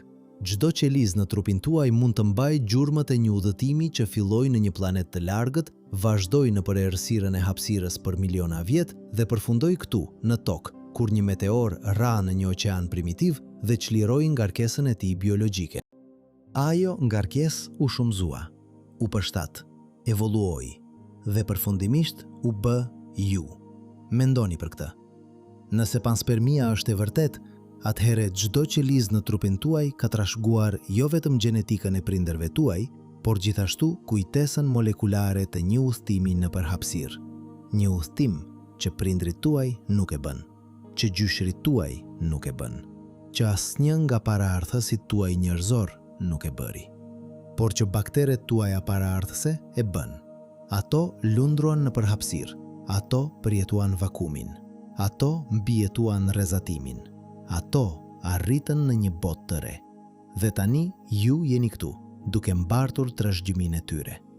Por ka diçka edhe më të thellë. Nëse jeta mund të udhtojë nga një planet në tjetrin, atëherë ju mund të keni kushrinj që jetojnë në vende që nuk i keni parë kurrë.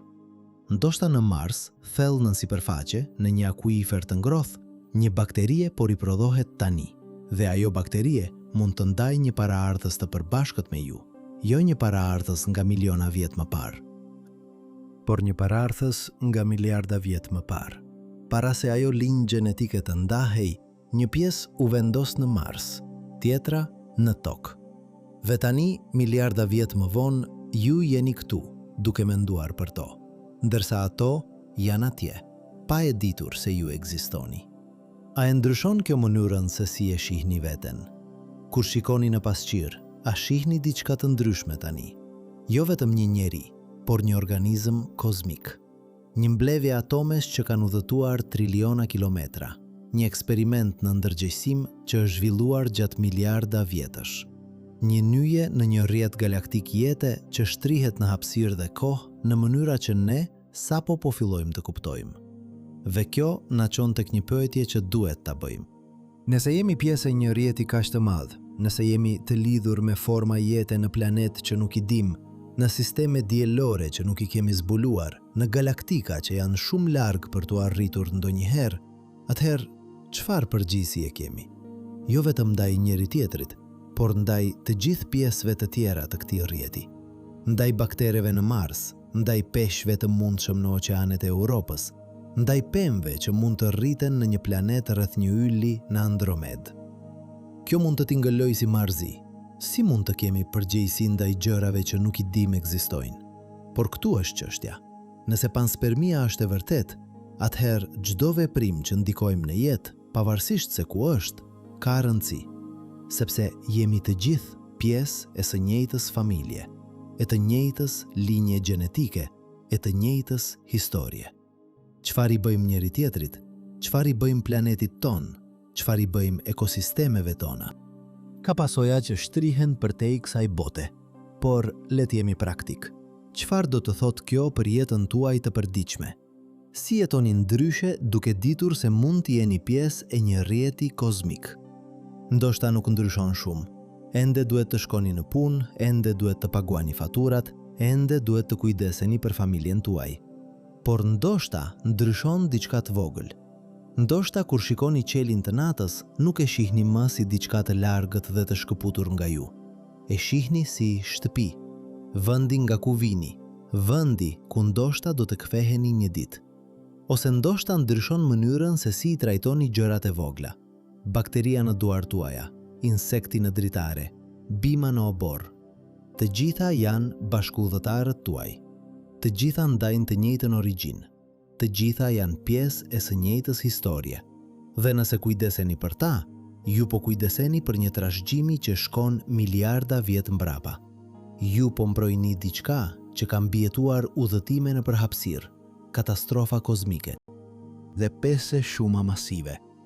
Ju po mbrojeni jetën, jo vetëm jetën tuaj, por jetën si koncept, jetën si fenomen universal. Tani e di se disa nga ju po mendojnë kuote 24, kuote 25, kuote 26. Dhe keni të drejtë, është shumë. Dhe nuk duhet. Por ajo që mund të bëni është kjo.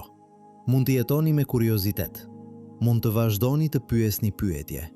Mund të vazhdoni të kërkoni për të kuptuar. Sepse çdo herë që e bëni, ju po vazhdoni një traditë që shkon mbrapa në fillimin e jetës vet. tradita e të mësuarit, e rritjes, e evolucionit. Sepse këtu është çështja përfundimtare.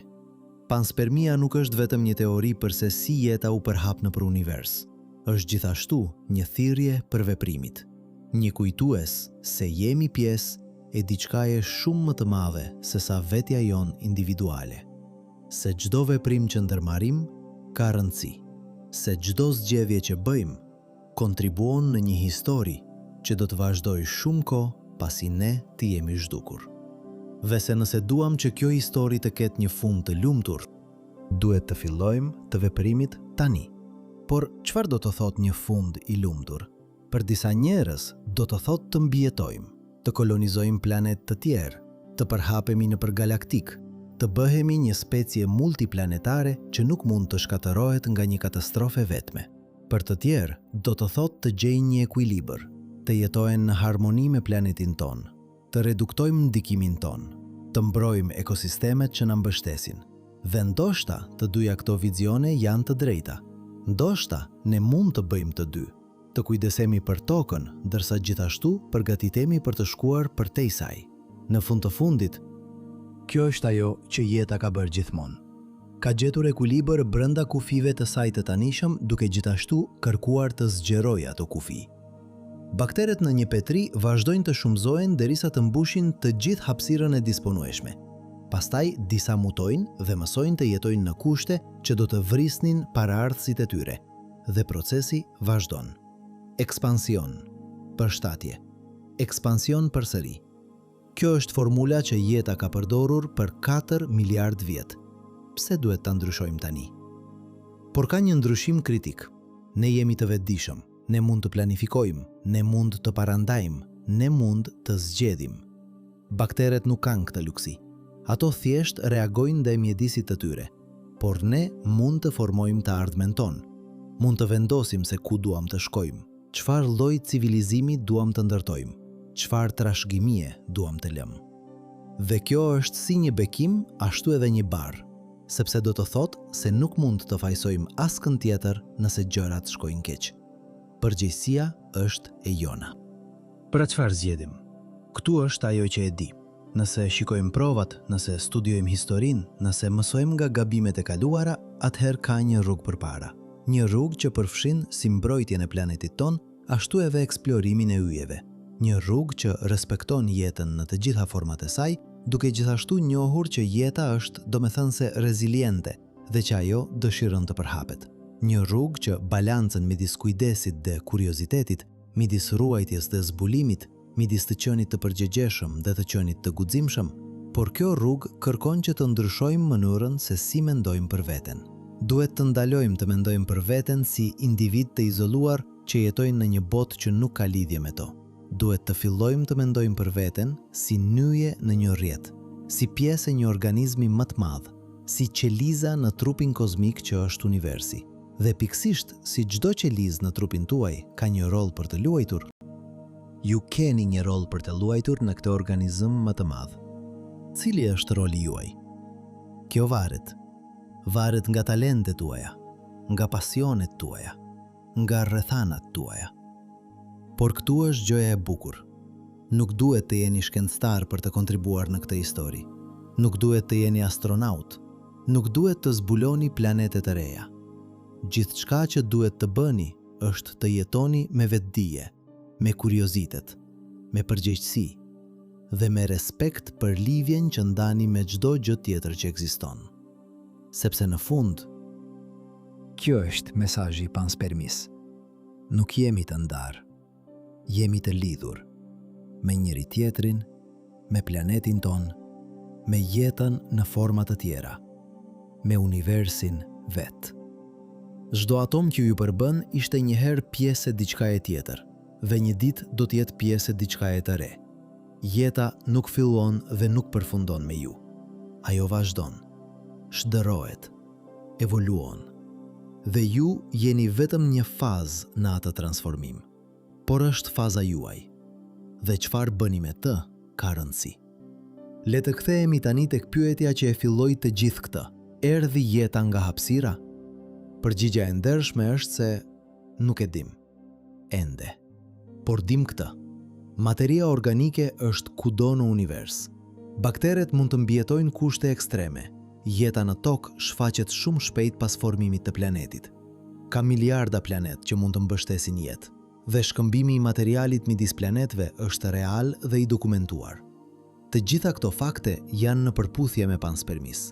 Asnjë prej tyre nuk e provon atë, por së bashku ato krijojnë një rast bindës.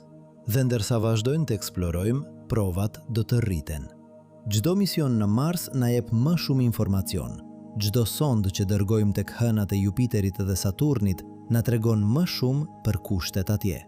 Çdo teleskop i ri që ndërtojmë na lejon të shikojmë më thellë në univers dhe të kërkojmë shenja të jetës në planet të largët.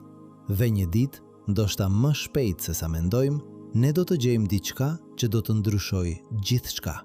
Një qeliz në Mars, një peshk në Europa, një biosinjal nga një planet vjetë miljara vjet drite larg. Dhe atë ditë, ne do të duhet të përballemi me një pyetje që njerëzimi ka evituar për shekuj. Nëse nuk jemi të vetmit, nëse ka jetë kudo, atëhere çfarë na bën të veçantë? Përgjigja, unë besoj, është jo asgjë, dhe gjithçka. Asgjë, sepse ne nuk jemi unik në kuptimin e të qenit të vetmit, por gjithçka, sepse jemi pjesë e diçkaje të jashtëzakonshme, jemi pjesë e jetës. Fenomenit më të jashtëzakonshëm në univers, fenomenit që transformon kimikën e vdekur në biologji të gjallë, entropin në organizim, rastësin në qëllim.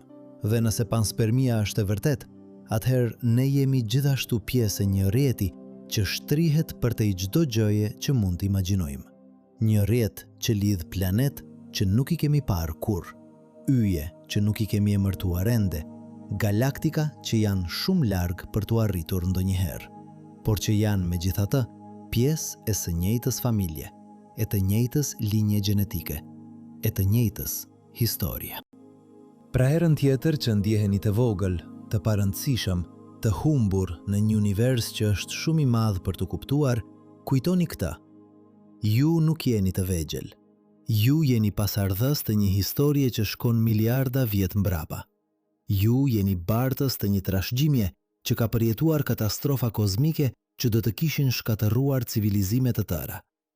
Ju jeni pjesë e një procesi që ka transformuar një univers të vdekur në një që është gjallë, intergjeshëm dhe i aftë për të admiruar bukurinë e vet. Dhe kjo, në fund, është mesazhi që duhet të mbani. Jo se jeta erdhi nga hapësira. Kjo është vetëm një detaj teknik. Mesazhi i vërtet është ky. Ju jeni të lidhur me gjithçka, me të kaluarën që shkon triliona vjet mbrapa, me të ardhmen që shtrihet triliona vjet përpara, me planet që nuk i keni parë, me yje që nuk ekzistojnë ende, me forma jete që nuk janë lindur akoma. Ju jeni pjesë e një tapeceri kozmike kaq e madhe, kaq komplekse, kaq e bukur, sa që mendja nuk mund ta përfshi plotësisht, por nuk duhet ta përfshini. Gjithçka që duhet të bëni është ta jetoni. Të jetoni me vetdije, të jetoni me kuriozitet, të jetoni me respekt për lidhjen që ndani me gjithçka tjetër që ekziston. Dhe nëse e bëni këtë, atëherë nuk ka rëndësi nëse jeta erdhi nga hapësira apo filloi këtu. Në të dy rastet, ju jeni pjesë e një mrekullie. Një mrekullie që ka qenë duke u zhvilluar që nga fillimi i kohës. Një mrekullie që do të vazhdojë derisa yjet të fiken dhe universi të bëhet i ftohtë dhe i vdekur. Dhe ndërsa ajo ditë vjen, ndoshta në triliona vjet, ndoshta pasardhësit tanë do të shikojnë mbrapa dhe do të pyesin. _QUOTE_17_. Dhe ndoshta ata do të zbulojnë, sikurse po zbulojmë ne tani, se nuk filloi në një vend, filloi në shumë vende. Në liçene primitive, në tokë, në oqeane nëntoksore, në hëna të largëta, në re molekulare që lundruan në përhapësirën ndërujore, në zemrën e yjeve që shpërtyen dhe përhapën farën e jetës në përgjithësinë. Dhe ndoshta ata do të kuptojnë, sikurse po fillojmë të kuptojmë ne, se pyetja nuk është QUOTE 18. Pyetja e vërtet është QUOTE 19.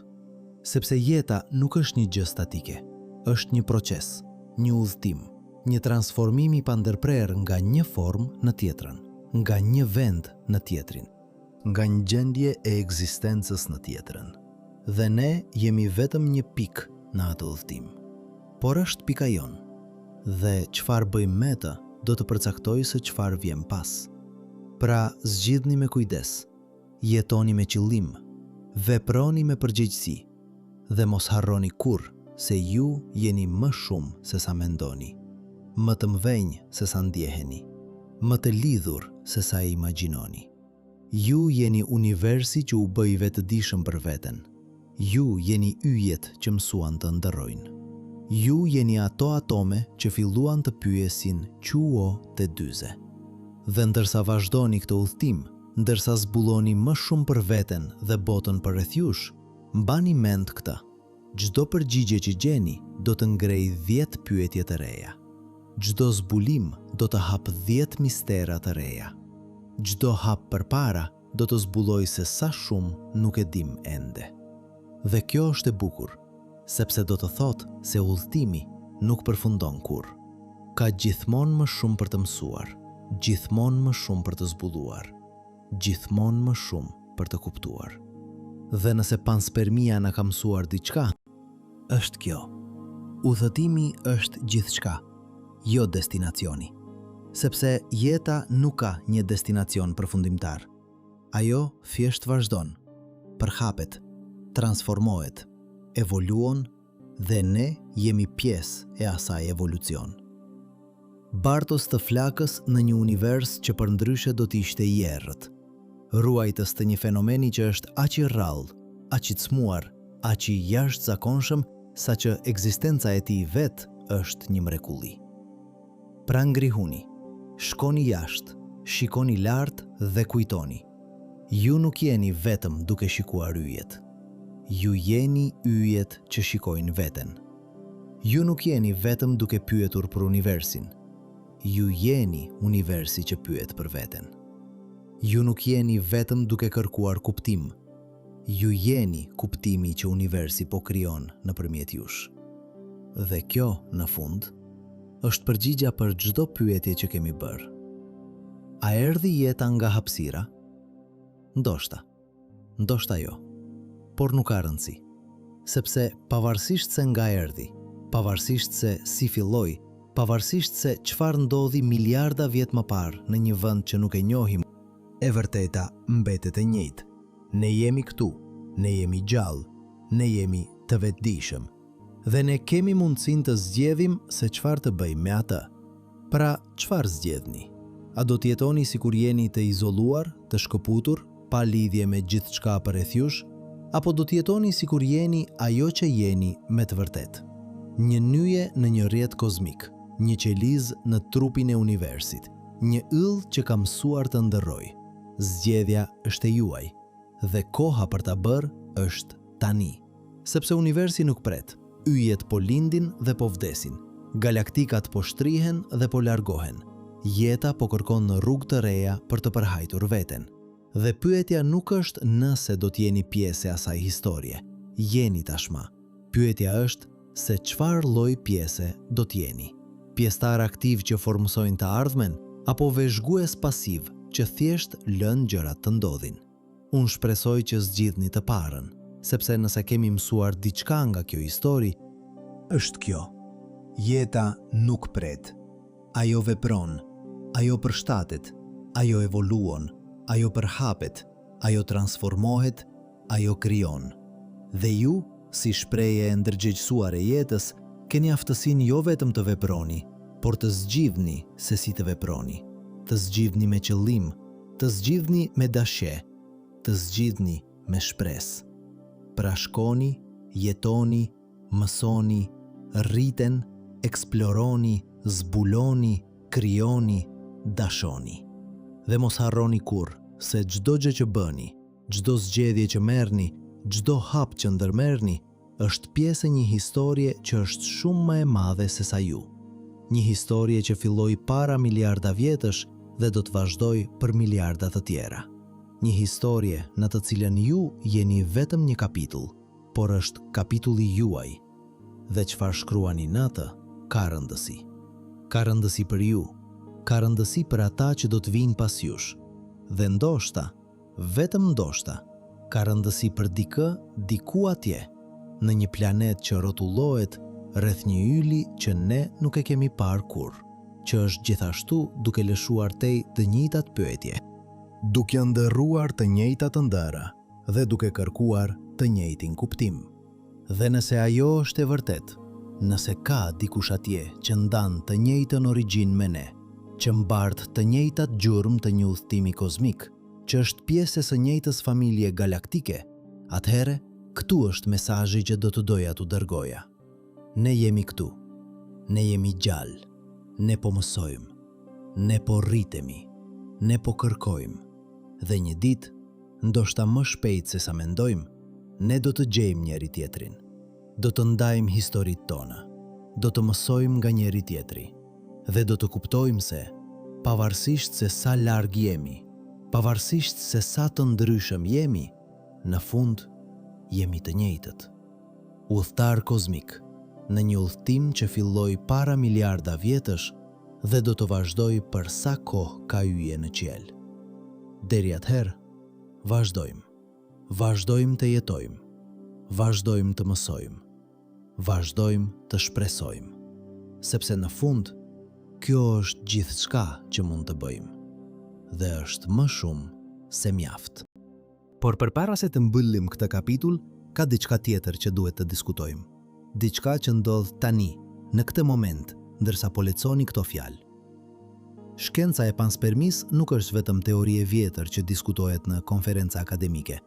Është një fushë aktive kërkimi me eksperimente që po ndodhin tani, me të dhëna që po mblidhen tani, me zbulime që po bëhen tani. Dhe disa nga këto zbulime janë kaq befasuese sa mund të ndryshojnë gjithçka që mendojmë se dimë. Në vitin 2020, një ekip nga Universiteti i Tokios zhvilloi një eksperiment që dukej i çmendur. Ata morën baktere dhe i ngarkuan në një satelit të vogël. Por në vend që t'i mbrononin, ata i ekspozuan drejt për drejt në hapësirë. Asnjë mbuloj, asnjë kontejner. Vetëm bakteret e ngjitura në sipërfaqen e satelitit. Qëllimi ishte të testojnë nëse bakteret mund të mbijetojnë në kushte që janë edhe më ekstreme se sa çdo eksperimenti më parshëm. Dhe çfarë zbuluan ishte mahnitse. Pas një viti në hapësirë, disa baktere ishin ende gjallë, jo vetëm gjallë, por kishin formuar koloni, kishin filluar të shumëzohen, në vakumin e hapësirës, në rrezatimin kozmik, në temperatura që luhateshin nga -170 deri në +120 gradë çdo 24 orë, si ishte e mundur? Shkencëtarët zbuluan se bakteret kishin zhvilluar mekanizma mbrojtëse që askush nuk i kishte parë më parë. Ata krijonin shtresa të trasha proteinash që vepronin si mburoj kundër rrezatimit. Ata ndryshonin metabolizmin e tyre për të funksionuar në vakum. Ata po evoluonin në hapësirë, në kohë reale. Kjo do të thotë se panspermia nuk është vetëm një proces pasiv ku bakteret thjesht mbijetojnë një udhëtim. Është një proces aktiv ku ata përshtaten me kushtet e reja, mësojnë të jetojnë në hapësirë, evoluojnë aftësi të reja. Dhe kjo ngre një pyetje shqetësuese. Nëse bakteret mund të evoluojnë kaq shpejt në hapësirë, çfarë tjetër mund të evoluojnë? Çfarë formash të reja jete mund të shfaqen në kushtet unike të mjedisit kozmik? Ndërsa mendojmë për jetën, ne gjithmonë e imagjinojmë atë si diçka që ekziston në planet. Por çfarë ndodh nëse jeta mund të ekzistojë në vetë hapësirën, jo në meteore, jo në kometa, por në vetë vakumin? Kjo t'ingëllon si shkencë fantastike, por disa shkencëtarë po fillojnë ta marrin seriozisht. Në vitin 2019, një studim teorik propozoi se në re molekulare, ku ka koncentrime të larta të molekulave organike dhe mbrojtje nga rrezatimi kozmik, forma primitive jete mund të evoluojnë pa pasur nevojë për një planet. Këto nuk do të ishin forma të jetës siç i njohim ne, do të ishin shumë më të thjeshta. Ndoshta vetëm molekula që mund të vetë replikoheshin. Ndoshta struktura që mund të mbledh energji nga rrezatimi yjor. Por ato do të ishin gjallë sipas përkufizimit më themelor. Ato do të mund të riprodhoheshin, do të mund të evoluonin, do të mund të përshtatesh me mjedisin e tyre. Dhe nëse diçka e tillë ekziston, atëherë ndërmjet yjeve nuk është vend i vdekur. Është një oqean i gjerë i mundshëm biologjik që ne sapo po fillojmë ta eksplorojmë. Dhe ka më shumë. Në vitin 2021, astronomët zbuluan molekula organike në re molekulare që janë aq komplekse sa që në tokë ato prodhohen vetëm nga organizmat e gjallë. Glikoaldehida, për shembull. Kjo është një molekul, sheqeri, që është thelbësore për formimin e ARNs. Dhe ata e gjetën në një re që është 10.000 vjet drite larg. Si arriti atje? A u krijuan nga procese kimike jo biologjike që ne nuk i kuptojmë ende? Apo nga diçka që ishte gjallë? Këto janë pyetjet që shkencëtarët po përpiqen të përgjigjen tani. Dhe çdo zbulim e bën historinë më interesante. Në vitin 2022, një mision tjetër në Mars, i quajtur ExoMars, filloi të shpojë më thellë se kur më parë. Objektivi i tij është të kërkojë biomarka në thellësi deri në 2 metra nën sipërfaqe. Pse 2 metra? Sepse në atë thellësi, rrezatimi kozmik nuk mund të depërtojë. Nëse ka baktere të gjalla në Mars, ato do të jenë atje. Dhe nëse i gjejmë, ne do të duhet të përbalemi me një të vërtet që do të ndryshojë gjithçka. Por edhe nëse nuk gjejmë asgjë në Mars, ka vende të tjera për të kërkuar. Titani, hëna më e madhe e Saturnit, ka ligje të lëngshëm metan në sipërfaqe. Ka ere që fryjnë me shpejtësi deri në 100 km/h. Ka mot që ndryshon me stinët dhe ka kimikë organike kudo. Në vitin 2027, misioni Dragonfly do të zbresë në Titan me një dron që do të fluturojë nga një vend në tjetrin, duke marrë mostra dhe duke kërkuar shenja të jetës. Nëse i gjen, kjo do të provojë se jeta mund të ekzistojë në kushte që janë krejtësisht të ndryshme nga ato në tokë. Jo ujë, por metan. Jo oksigjen bën, por azot. Jo karbon dhe oksigjen, por karbon dhe hidrogjen. Dhe kjo do të thotë se jeta është eve më e gjithanshme se sa mendonim. Se ajo nuk është e kufizuar në kushtet që kemi në tokë. Se mund të ekzistojë në forma që ne nuk mund t'i imagjinojmë.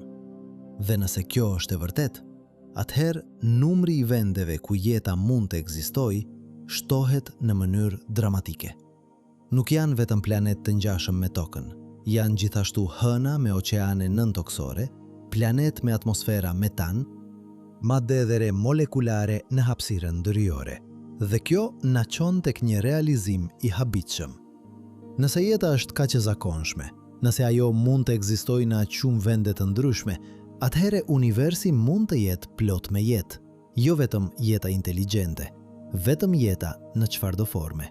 Baktere, viruse, forma primitive të vetë replikimit që ne nuk do t'i njihnim si jetë eve nëse do t'i shihtim, dhe të gjitha këto forma të ndryshme të jetës mund të jenë të lidhura, jo nëpërmjet komunikimi, por nëpërmjet origjinës së përbashkët, nëpërmjet panspermis. Imagjinoni një univers ku çdo sistem diellor që mund të mbështesë jetë është fëmijuar nga të njëjtat meteore, të njëjtat kometa, të njëjtat re molekulare, ku çdo planet është një deg në pemën gjigante të jetës që shtrihet nëpër galaksin, ku ne nuk jemi vetëm të vetmit, jemi pjesë e një familje kaq të madhe sa që mendja refuzon ta përfshijë. Dhe një ditë, kur zhvillojnë teknologjinë për të udhëtuar nga një yll në tjetrin, ne nuk do të gjejmë vende të huaja, do të gjejmë vende familjare, sepse jeta atje do të ketë të njëjtën origjinë si jeta këtu. Por ka edhe një version më intrigues të kësaj historie. Çfarë ndodh nëse panspermia nuk është vetëm një proces natyror? Çfarë ndodh nëse dikush po e bën atë me qëllim? Kjo është ideja e panspermisë së drejtuar dhe është më serioze se sa tingëllon. Në vitin 2015, një grup shkencëtarësh nga Universiteti i Harvardit propozoi një plan konkret për ta bërë atë. Ata do të ngarkojnë baktere ekstremofil në sonda të vogla dhe do t'i dërgojnë drejt planetëve në sistemet e tjera diellore. Secila sond do të ketë vetëm disa gram baktere, por do të jetë e mjaftueshme. Nëse edhe një bakterie mbijetoja udhëtimin dhe arrinte në një planet të përshtatshëm, ajo do të shumëzohej. Brenda disa mijëra vjetësh, planeti do të ishte plot me jetë, dhe brenda disa milion vjetësh, ajo jetë mund të evoluonte në forma komplekse, ndoshta edhe inteligjente. Dhe kur ato forma inteligjente do të shikonin lart në yjet, ato nuk do të dinin se ishin krijuar nga ne. Do të mendonin se ishin vendas, sikurse mendojmë ne. A është kjo etike? A kemi të drejtën të kolonizojmë planet të tjerë me format tona të jetës? Kjo është një pyetje që nuk ka përgjigje të lehtë. Disa thonë po, që nëse jemi të vetmit që mund ta bëjmë, atëherë kemi përgjegjësinë ta bëjmë. Që jeta është shumë e çmuar për të kufizuar në një planet të vetëm. Që nëse dieli jon do të vdes një ditë, është shumë më mirë që jeta që filloi këtu të vazhdojë diku tjetër. Të tjerët thonë jo, që nuk kemi të drejtën të vendosim për botë të tjera. Që duhet t'i lëm natyrën të ndjek kursin e saj, që kolonizimi kozmik është po aq i gabuar si kolonizimi toksor. Por këtu është çështja. Ne tashmë po bëjmë këtë. Çdo sond që kemi dërguar jashtë tokës mbart baktere. Çdo astronaut që ka ecur në hën ka lënë mikroorganizma. Ne nuk po zgjedhim nëse të kolonizojmë. Ne vetëm po zgjedhim nëse ta bëjmë me qëllim apo pa dashje. Dhe ndoshta është më mirë ta bëjmë me qëllim, me kujdes, me përgjegjësi, me respekt për pasojat. Sepse në fund, kjo është ajo që do të thotë të jesh i vetëdijshëm. Jo vetëm të dish çfarë po ndodh, por të zgjedhësh si të ndikosh në atë që po ndodh. Dhe nëse panspermia na ka mësuar diçka, është kjo. Jeta nuk pyet për leje. Ajo thjesht përhapet kudo që kushtet e lejojnë. Pyetja nuk është nëse do të përhapet. Pyetja është nëse do të jemi pjesë e asaj përhapjeje. Nëse do ta drejtojmë atë, nëse do ta formsojmë atë. Dhe kjo na kthënën tek pyetja me të cilën fillon të gjithë këtë udhtim. Nga erdhëm, kush jemi, ku po shkojmë? Këto janë pyetje që njerëzimi ka bërë që nga fillimi i ndërzgjedhjes, dhe panspermia na jep një përgjigje që është edhe e thjeshtë dhe e thellë. Erdhëm nga yjet. Jemi bartës të jetës nëpër universin, po shkojmë kudo që jetë mund të ekzistojë. Dhe misioni ynë, nëse zgjedhim ta pranojmë, është të sigurojmë që jeta të vazhdojë. Jo vetëm jeta jonë, por jeta si fenomen universal. Kjo është trashëgimia që mund të lëmë, jo në forma ndimelash, jo në forma librash, jo edhe në forma qytetesh ose artash, por në formë jete vetë. Në formë të baktereve që do të lundrojnë në përhapësirë për miliona vjet pas vdekjes sonë. Në formë të farërave gjenetike që do të celin në planet që nuk do t'i shohim kurrë. Në formë të një trashëgimie që do të vazhdoj derisa ka yje që ndriçojnë në errësirën kozmike. A është kjo ambicioze? Po. A është kjo e vështirë? Po. A është kjo e mundur? Absolutisht. Sepse kemi gjithçka që na duhet. Kemi njohuritë, kemi teknologjinë, kemi burimet. Gjithçka që na mungon është vendimi, vullneti për ta bërë, kurajo për të marrë hapin e parë. Dhe ndërsa qëndroni këtu, duke lecuar këto fjalë, duke menduar për këto ide, ju jeni duke marrë atë hap. Jo fizikisht, por mendrisht. Duk hapur mendjen tuaj për mundësi që dikur do t'i kishit konsideruar si fantazi, duke pranuar se universi është shumë më i çuditshëm, më i madh, më i lidhur se sa mendonit. Duke kuptuar se ju nuk jeni vetëm një njeri që jeton në një planet, ju jeni një pjesë e një historie kozmike që përfshin triliona qenie, në triliona planet, në triliona galaktika. Dhe kjo histori vazhdon. Tani, në këtë moment, ndërsa po lexoni këto fjalë, diku në galaktikën tonë, një meteor po godët një planet. Ndoshta ai mbart baktere. Ndoshta ato baktere do të mbijetojnë, do të shumëzohen, do të evoluojnë, dhe miliarda vjet nga tani, pasardhësit e tyre do të shikojnë lart në yjet dhe do të pyesin të njëjtat pyetje që po bëjmë ne. Nga erdhëm? kush jemi, ku po shkojmë. Dhe ndoshta, nëse jemi me fat, nëse bëjmë zgjedhjet e duhura, nëse kujdesemi për planetin ton, duke gjithashtu duke orekuar më gjero, ne do t'jemi atje për t'u përgjigjur atyre pyetjeve. Jo personalisht, por nëpërmjet trashëgimisë që lëm. Nëpërmjet gjurmëve që vendosim në kod gjenetik që përhapet nëpër galaktik, nëpërmjet faktit të thjesht se ekzistuam, jetuam, mësuam dhe kontribuam në historinë e vazhdueshme të jetës në univers. Kjo është mundësia që kemi. Kjo është zgjedhja që ballafaqohemi. Dhe koha për ta bërë nuk është nesër. Nuk është javën tjetër. Nuk është vitin tjetër. Është tani, në këtë moment. Me çdo frymë që merrni, me çdo zgjedhje që bëni, me çdo veprim që ndërmerrni, ju po shkruani një pjesë të kësaj historie kozmike. Pyetja e vetme është, çfarë lloj historie do të shkruani?